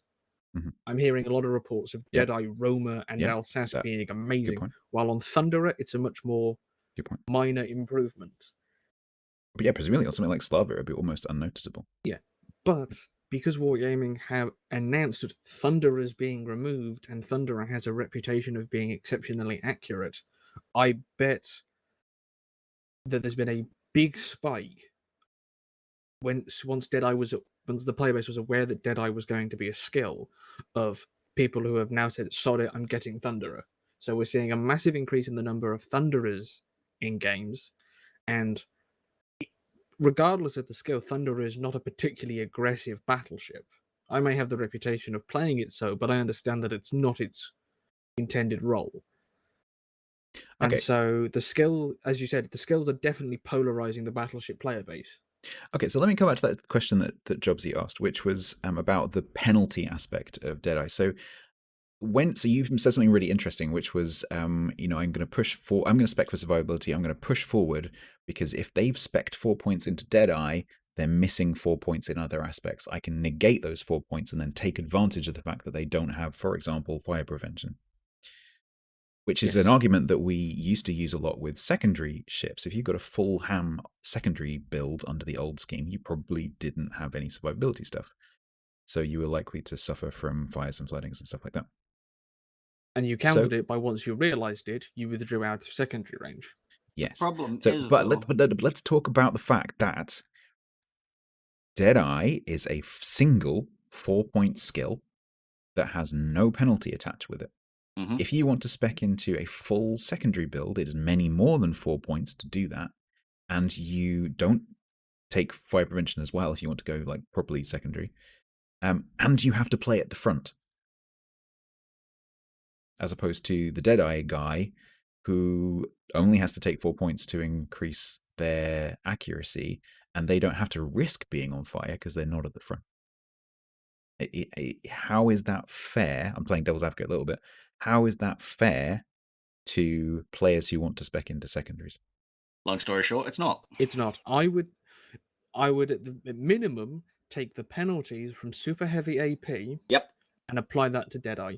Yes. Yes, you can sit at the back and snipe, but if you're not good enough to take advantage of that skill, that your gunfire support to your team is insufficient, and the enemy team breaks through, you are going to die a lot sooner. Do you not think that, given that I think we all agree that polarization would be a bad thing? Do we agree? I think we agree. Yes, absolutely. Mm. So, do you think that adding penalties to Deadeye that would not force, but encourage those players to go even further back because they are even more scared of being shot at is a good They thing? nowhere else can't for go them to any go. further There's a back. map border. They're They're on the already on it. border. Well, it's kind of true. Or a significant reload penalty. What? So you say like if somebody's in range of you, you get your range. I So, think also. Ideally, I'd like ahead. the skill removed entirely Oh and yeah. replaced with something else. I'd also like the penalty to also apply even if the ships aren't detected while they're in the radius. So the Shimakaze at your broadside now, like Yes. he's Yes, not if spotted. you're exactly. If you're Okay. spotted within your standard detection range, even though you can't, even if you can't see what's spotting you, the ability should not be active. Yeah, so that would reward both the player that would reward the player actively going into the back lines in his Shimakaze, taking all the risk because he's got no support. No, His yeah. support is buggered off a long time ago. His support's still on the 8 line. He's But up on line 5. yeah, but he's negated 3 Thunderers' accuracy to the point that the rest Whereas of the right team now can it push. has to be. I mean, we've seen this ourselves. It has to be something like a Marceau, for example, going up a flank and keeping itself spotted in order to do that. We've definitely seen players, like good players that we know, actively doing that to try and negate Deadeye. So I would say either it has penalties to the survivability of the ship using the skill, or make it much easier to negate. Basically, what we're saying is Deadeye is not balanced. No, it's not. I actually question. So when people are saying, "Oh my god, Deadeye's ruining everything," I actually question how that can possibly be true. I don't think that. I think there are a lot of players who are currently playing the game right now, as we speak, who aren't even aware that there's been a commander rework. So how Deadeye would affect their playstyle, I have no idea because they're not even aware that it's a thing. Because it's a chain reaction. They see everybody true, else doing true, this in very the true. Thunderers. They're going to do the same thing. I have seen more destroyers than I can count. I'll be playing a tier 6 game in one of my gunboats, and I'll open up on a ship that I know I can farm. The DD next to me thinks, oh, that guy's shooting at that ship. Maybe I should do it too. Whack! He's dead. Like, Yeah, I've true. seen that more times than I can count. True. People will copy what everybody else is doing. So to quote something I've heard, for example, Mr. Gibbons say quite a lot, but it's a question. It's a statement I hear a lot, which is battleship players saying, "I can't hit anything. I overpeng cruisers all the time. This class is dead." Do you think? And I'm playing devil's advocate a little bit. Do you think that maybe Deadeye gives something back to battleships that they had lost? No. Okay. Absolutely not. Quite firm with that one. No. Battleships in this game, like World of Tanks, like games like War Thunder, like any MMOs, you are the tank class of your team. You have all that health, you have all that firepower, but you are the easiest thing to hit in return. Use your bloody health, use your bloody guns, fight like a man. I'm okay with a few ships being sniper focused because a long range support battleship does make sense in a game with maps as big as this. And I would argue they don't need Deadeye to do that. I would argue, exactly. Those ships are already configured for extreme long range accuracy. They don't need any help in doing that. They are battleships. But because of how the player base has developed its passivity, there needs to be more emphasis and encouragement for the battleship players who are either speccing for secondaries or speccing for survivability to lead a push, to inspire their teammates to follow you, because you're the battleship that's actually going to win the flank. You're working with a destroyer or a cruiser, essentially what we 3 players do in divisions. That's you're usually spotting in your destroyer. Painezor's supporting my battleship in a cruiser with his Hydra and radar, and I'm taking those salvos that win the flank and then win the match because we have made a active, direct impact into a game. And usually what we end up finding is at the end of that battle, that fight on that part of the map, usually the other flank are in a stalemate and you're on their broadside. Absolutely. And Deadeye is encouraging that to happen even less, to the point that the players who are willing to push are being disproportionately punished because the Deadeye battleships on the map border see you pushing, see you trying to lead a portion of your team forward to gain the advantage, to gain the map control, to gain the caps, and you're punished for it. You're punished for aggression, and You're that essentially shouldn't be a thing. you're essentially the first one over the Yeah, the you're the trench. first one over the top, Yeah. and you're the one who gets cut in half. Yeah, totally agree. Okay, I'd love to spend more time on battleships, but we do need to move on. I want to touch briefly on conditional skills. So these are the ones in the table, and they exist for all the classes in various ways. These are the ones that say, if X is true, then this applies. So Gyazi from Discord asks, what's your opinion on the growing number of skills that have dynamic conditions for their activation, despite the battle interface not giving you any information about them? How does this tie up to the new player barrier learning skills and ships, or simply understanding what's a good choice? So personally, I'm getting very frustrated with the game and its lack of giving information to players in various ways, particularly to new players.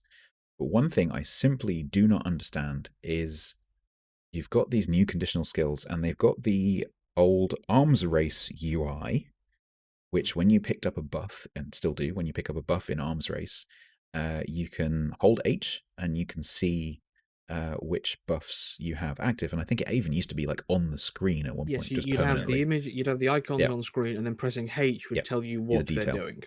Exactly. I think that's still how it works.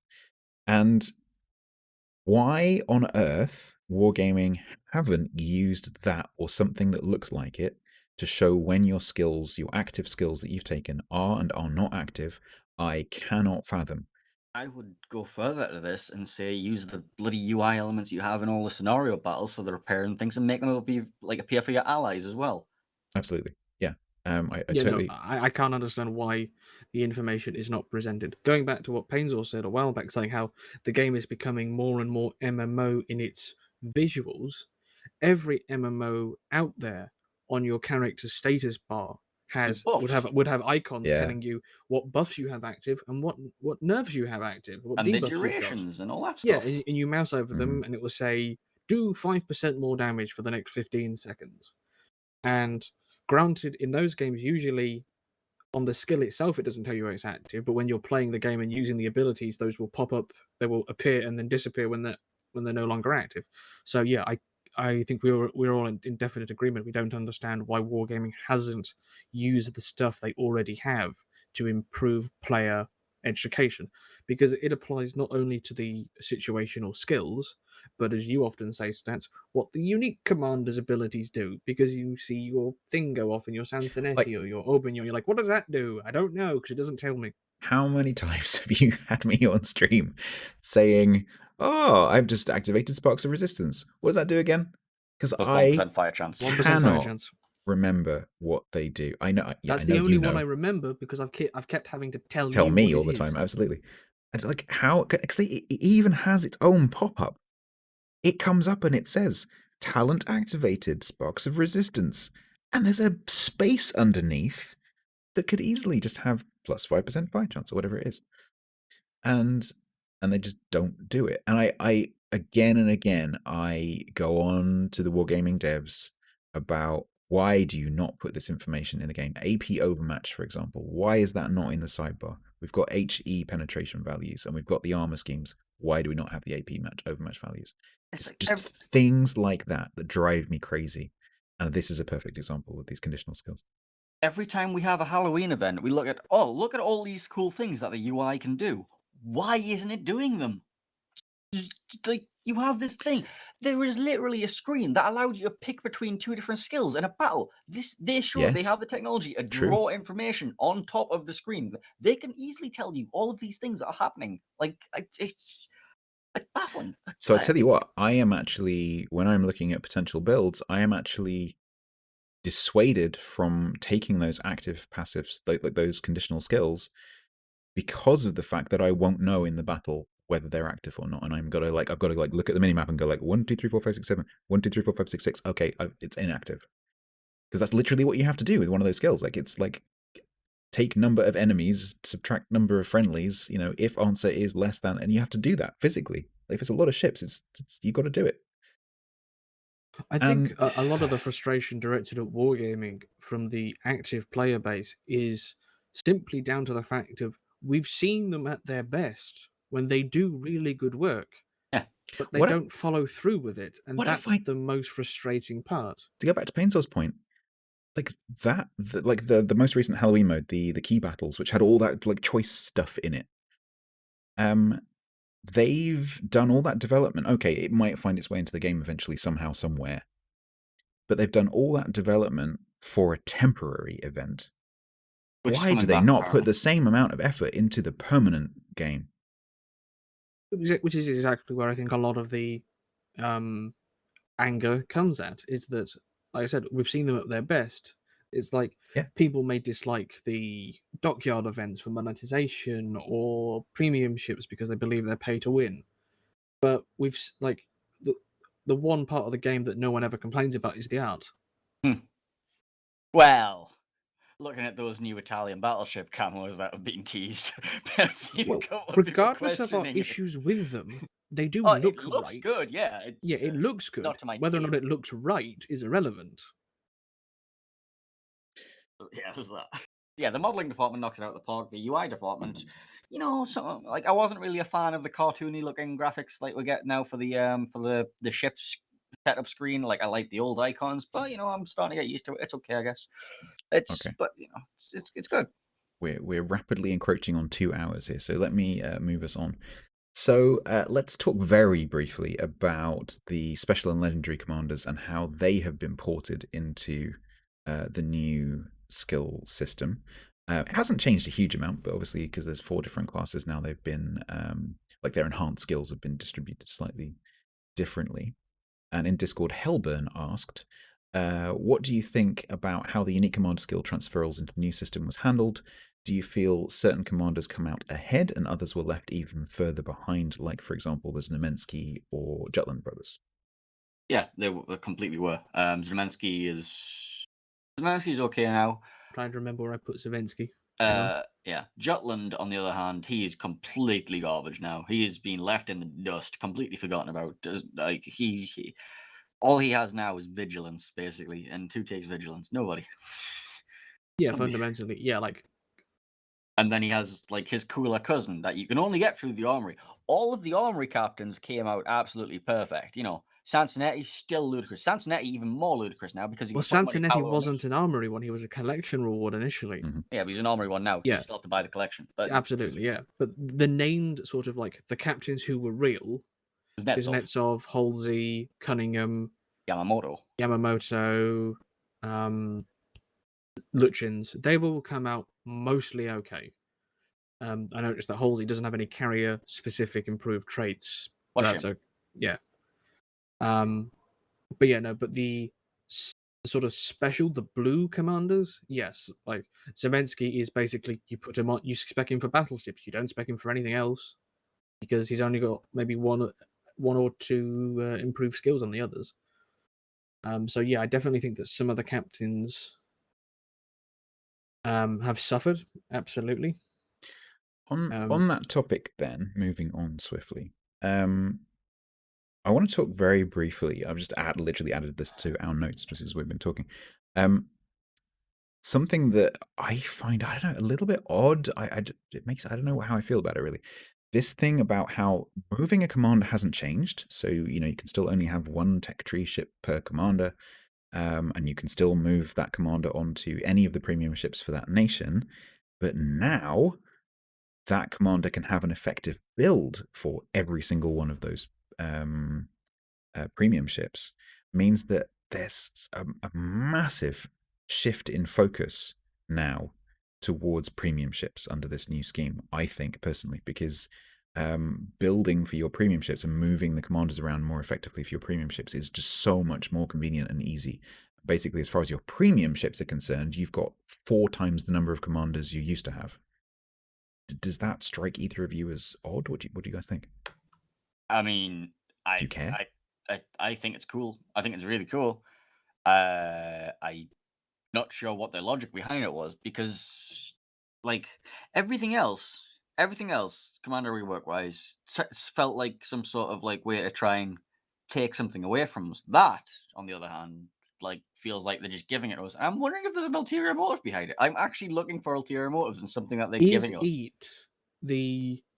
it their way of saying, oh, but it's fine that there's the massive increase in Commander XP requirements because you can now play your special captains that you'd have at 21 points because you boosted them, and now you can just play them on all your different premiums in a day, so you make a bunch of Commander XP, so the grind actually isn't that bad.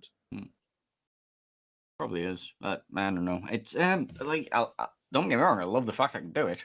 I do as well. It just struck me as a little bit weird. But I are we, because we're the ones who benefit from it the most? maybe. Well, I don't have Sansonetti, I don't have Kuznetsov, I don't have Aubergnon, because they all arrived in the year when I wasn't playing the game. And I refused to spend the coal from the armory. Although recently, judging by the fact I can use a Kuznetsov on 4 ships, I don't know, I might have to buy Kuznetsov. It's him or a Salem that I'm getting next. Haven't decided which yet. Kuznetsov looking mighty spicy though. I would recommend Kuznetsov over Salem. Okay.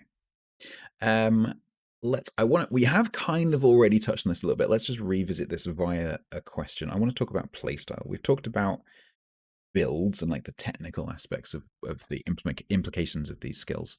What about the actual players and how they're playing the ships? So my question to us is the rework affecting how people play, and will it continue to do that? But data unavailable in Discord has asked, according to the WoW stream by Chrysanthos and Mr. Conway's referring to the stream 2 days ago, it would have been the 21st of January, the current phenomenon of sniping battleships and the class absolutely dominating the queue, which I don't think is a new thing, due to Deadeye, is caused by people trying out the new and probably most controversial skill, Deadeye, and they expect the game to move away from the sniping meta when the novelty wears off. This is Chrysanthos and Conway saying this. What meta do you expect to develop influenced by the general skill rework, and has Deadeye the potential to be the main factor? We covered this briefly. Let's just recap.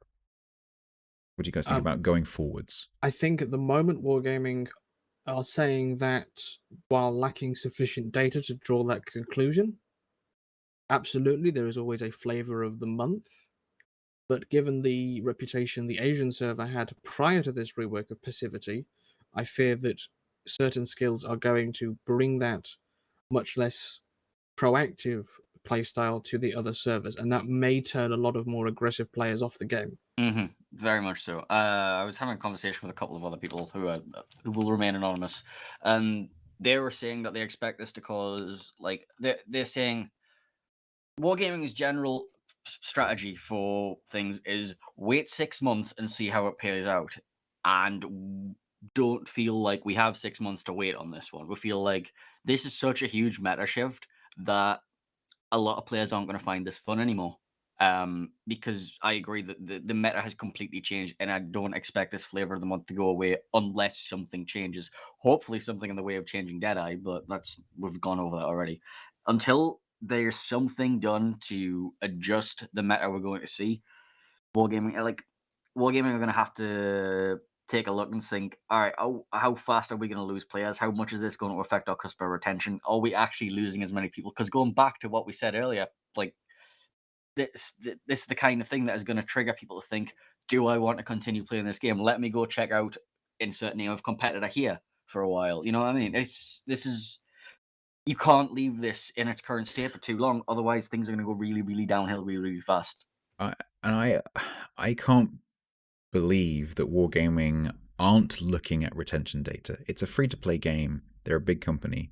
they must be looking at retention data. That's their bread and butter. But sometimes it just feels like they're not. And but like our opinion is potentially a niche opinion. We And absolutely are a niche. we've got to bear that in mind. Like the vocal part of the community is a very specific little sector of the player base, and we think that we are the majority. We are absolutely not the majority. And if we leave, like if some of us leave, that your average Joe Potato that logs in once on a Saturday afternoon for an hour and then doesn't log in for a month, maybe just doesn't care, and it won't even notice that there's been a change in the meta because they're still going to jump in their Nuremberg and drive into the cap and die and just have fun, and that's it. They log out. And then buy the new premium And then buy the new premiums. So, I mean, to be honest, if Wargaming aren't seeing a massive sudden, loads of people walking out the door, and Wargaming, they don't care who those people are in terms of experience, non-experience, knowledgeable, skillful, it doesn't matter. What they care about is it the people who are buying premium ships and converting with doubloons and all that kind of stuff? Are those people walking out the door? That's all they care about, because it's a company. If they're not seeing that, they've got no reason to change anything. So it's going to be very interesting to see whether they. We will never know, obviously, because we're not going to see the data. But no, I believe the word I heard was churn. I think it's called churn. No, absolutely, because of course it's a free-to-play game. Is like a bucket with a hole in it. You're constantly pouring new players in the top, and players are constantly pouring out of the hole at the bottom. The hole can get bigger and smaller, and the amount of water in the bucket can increase or decrease because you're pouring more or less water into the top. But ultimately, it's always stuff coming in the top, and there's always stuff coming out the bottom. usually salt. Yes, my belief regarding any potential changes to the skills and such is, frankly, personally, dependent on how the Russian server responds, because of as you, as a CC with a better contact with the devs and stuff, have noticed the cultural difference between the Western players and the developers who are from a Russian and potentially Soviet mindset. And I just remember back to when NTC was first announced, and essentially what was determined was that nothing really seemed to happen until it became aware that the Russian server was angry. Potentially because the Russian players are better able to get their concerns across to the developers. Mm-hmm. And they know where they live. Yeah. Yeah. But I definitely think there is a bit of a language barrier. I think there are some languages that don't intertranslate very well, and I think English and Russian is definitely one of those so pairs. If there are any people who play on the CIS server who are saying there's no, we are the vocal part of our community is saying that players from Smile and the Russian competitive clans are saying no, this isn't good, this needs to change, because if the Russians are as broadly as they are made out to be, this is going to really anger a lot of them. Because again, it doesn't work anymore. Again, if any of you listening are from CIS, we'd be very interested to hear from you in the comments about what the mood is in amongst the CIS player base, definitely.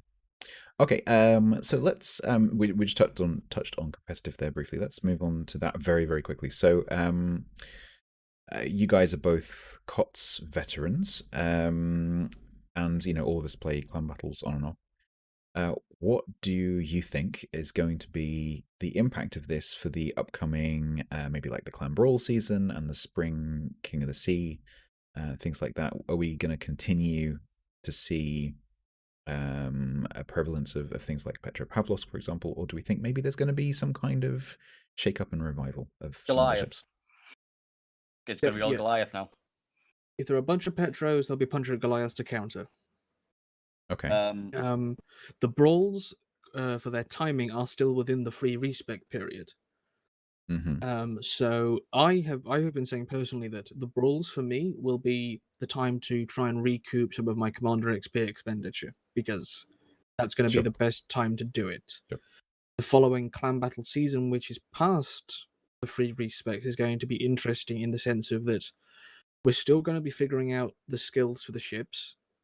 There won't be the free respec, so weaker builds will be more prevalent because the players are unwilling or unable to spend the resources to respec. On top of the fact that Wargaming acknowledge that they are now going to be balancing competitive by restricting certain ships or classes and the sort. So it's all going to be very much up in the air in the competitive side. King of the Sea gets interesting because most people, with Deadeye especially, are focusing on Thunderer. Mhm. Thunderer is being removed from sale. Therefore, by King of the Sea rules, Thunderer will would be no banned. longer be allowed to be played. Exactly. Lava will be, though. So Slava will be, but Mhm. Slava is at least more easy to kill. Hmm. And I honestly believe that there's some teams will be building ships to counter Deadeye battleships, in the sense of a max range Kleber or Marceau, and doing the run up into their range and start shooting if at all possible. I think we'll see a lot more Yamato and Shikishima. Yes. I do wonder whether we'll see a return to like some ship classes returning, which will be great. And if we end up with more variety in the ships that are being chosen by teams, I think that's a good thing. I'd love to see Yamato's coming back in. I'd love to see maybe Zhao or something like that coming back in with the new cruiser skills that you can choose. Don't think we're going to see Zhao. It'll be nice though. Right now I think there's too much. There's too much flex in the system with that potential ban system coming in, as you said, to really predict what's going to happen. But it's certainly going to be very interesting, and I'm looking forward to seeing what the King of the Sea community does with it when we hit the next King of the Sea in the spring. That's the thing as well, though. It's like we are King of the Sea veterans, yeah, but we are not the top teams. We Sure. and the skill gap between the top 4, the top 8, and the Yeah, top 16, and I then agree. the top 32 is huge. Like, so when we know what they're doing, that's when we'll know. They will find like those teams. What they usually do is they're going to find whatever's the most broken. They're not going to tell you about it for 3 months. They're going to bring it to King of the Sea, and then we're going to see it everywhere. Okay, one last little topic before we wrap up. And that is, we touched on this a little bit already, and this is like new players, and this is my thing, really. You know, you'll hear me harp on about this all the time, but the regular players of the game, experienced players of the game, competitive players of the game, don't experience the new player experience. They did that 5 years ago, 6 years ago, and they've never done it since, potentially. But I've created several new accounts the last couple of years, specifically to create content for beginner players, and have been frankly appalled by the lack of information, guidance, tutorials, and everything in the new player experience in a game which requires retention in order to be successful. So let me take a couple of questions. So Tom the Revelator asks, what does the rework mean for new players and the general attempt of wargaming to make mechanics easier to understand and information more accessible? And then on a similar line, Pret asks, many recently introduced new game mechanics are rather complex. The new captain skills are no exception, with so many additional skills introduced and many of them with complicated conditions in which they are active or not active and little UI feedback on when they are. Do you think that the development of ever more complex game mechanics is going in the wrong direction, considering a more and more casual player base, lacking in-game tutorials since always, and an overheated economy with new players rushing up the tiers? So what do we think about this in terms of newer players, maybe casual players? How are they going to find this rework? I don't think it affects them. No, new players, if they're new, they wouldn't have had time to have the old system ingrained into their mind, so they'll adapt much more easily. Granted, as previously mentioned, the total lack of information regarding when things are on and not affects everyone, but I think the impact on the new players will be minimum. For Pret's question, I think that's more a general issue of the game's lack of teaching, which I think everyone agrees is a significant issue when you see players at tier 10 who fundamentally do not understand game mechanics, Yeah. which have been present since they've started. That's outside the scope of the captain rework, though. That's a problem with Yeah, the game. exactly. But it all leads into everything leads into everything at this point, especially with such a fundamental change. I agree. I think that the problems that I have with this in terms of new players is the same problems as it is with old players. It's the lack of the UI interaction during a battle with the active skills. It's the fact for me, you've heard me harp on about this on the streams, the fact that you have to like mouse over every individual skill and get a little tooltip to tell you what it does. Why can't they just present it in a more easy to read fashion? Why are the descriptions so badly translated or vague? We've all heard a lot about standard concealment recently. Like, what does that mean? How does that work? It's not explained in the UI anywhere how that works. So I agree with Painezor and both of you. I think newer players will maybe actually find this easier than we do because they're not having to convert from the old system. But generally, there is a lack of clarity in the amount of information presented to the players in the game. And as the game gets more complex, as Prep points out, that that is going to become more and more noticeable. Players trying to learn this new stuff are going to find it increasingly more difficult if the trend continues of making the game more complex. Yeah, I don't think it's necessarily a beginner specific issue. It's a universal issue. Okay, so let's begin to wrap this up here because we're just past 2 hours, so I think we're long overdue for a wrap up. And yes, I do need to go do my shopping. So, how do you guys feel now that we've got the commander rework? Now that we know that submarines are probably coming this year as well, on the back of this, how do you two feel about playing World of Warships, streaming World of Warships? Over the next year. Kilvin. Sorry, please. Kilvin. Do you want to go first or should I? Kilvin, I feel apprehensive. Basil, you go. Yeah, I'll go first. I feel apprehensive about it. I'm worried about how big a churn there's going to be. And player retention, because this is a massive change and you're seeing a lot of negativity in the community around it. And negativity breeds negativity. People are going to join in. They're going to see, like, they're going to go find, like, new player joins in, goes to find the new streamers. Who's top? Okay, this guy. What are they saying? They're saying, oh, this game's dying. This game's rubbish. Blah, blah, blah. I'm angry. They're going to bugger off. Like, they need to do something to remedy this rapidly.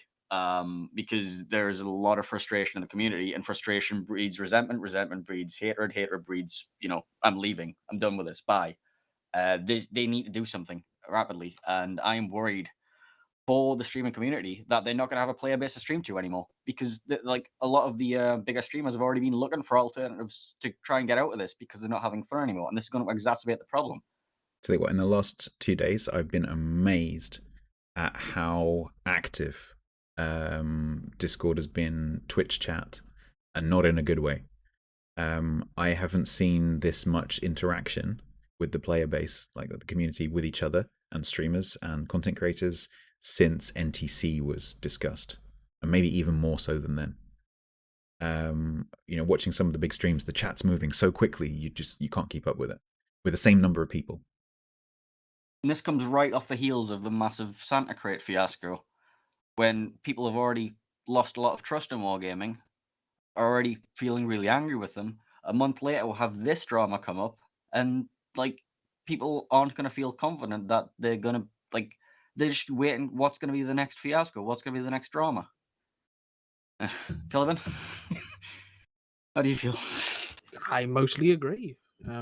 I think exactly, like, I haven't seen anything like this since NTC, and NTC was defeated by the community across the world coming together and saying it's a bad idea, you shouldn't do it. The problem is with Commander Rework, it's already here.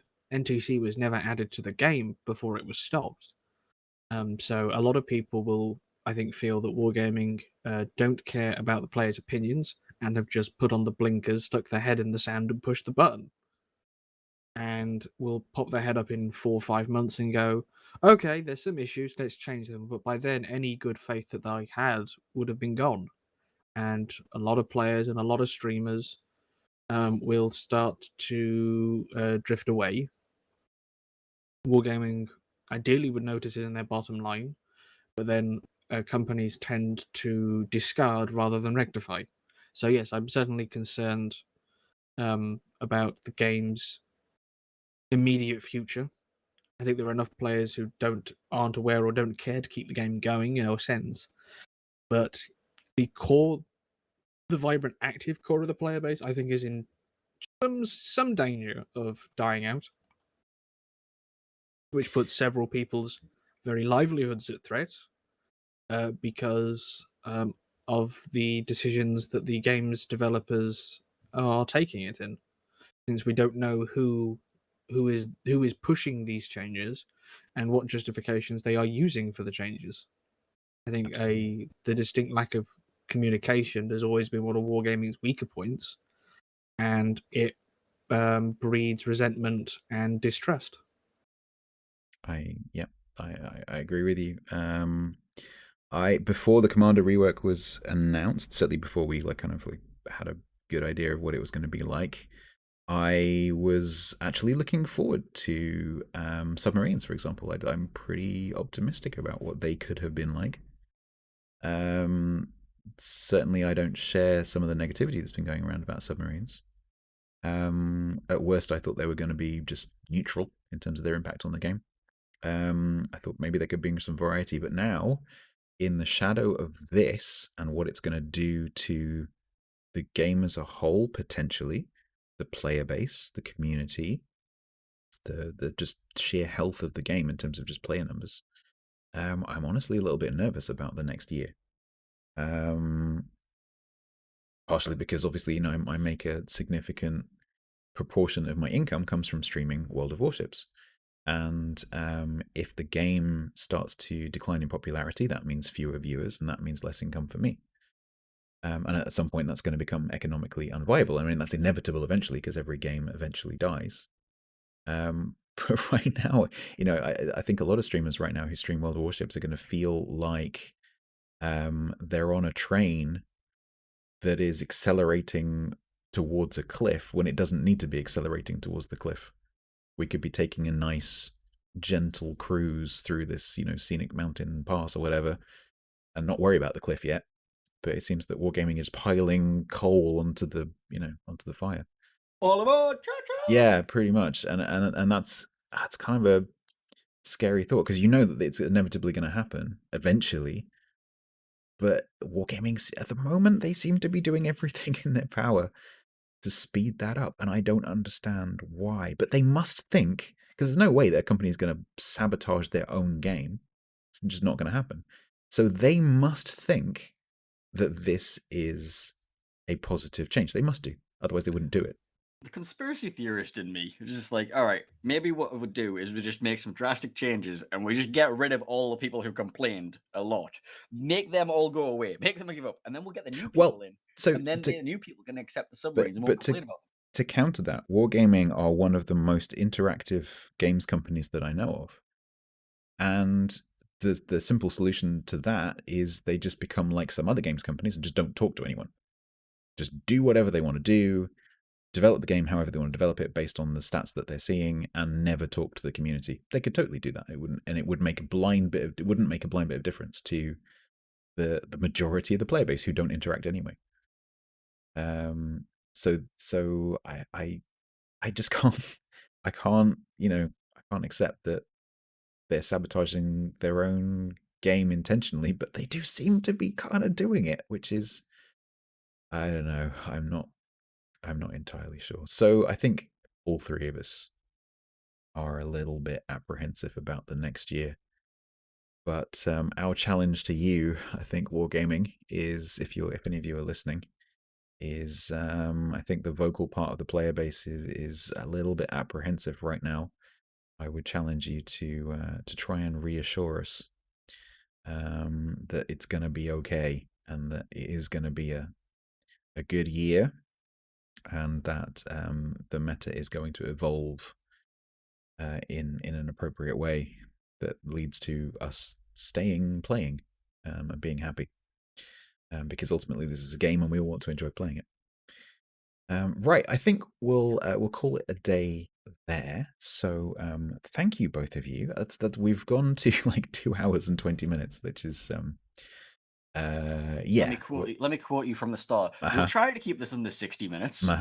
Yeah, but I think you'll agree, it's been a great discussion. I think we've covered a lot of different topics. Hopefully people have found this interesting. If you're still here, well done. You get a medal and a cookie.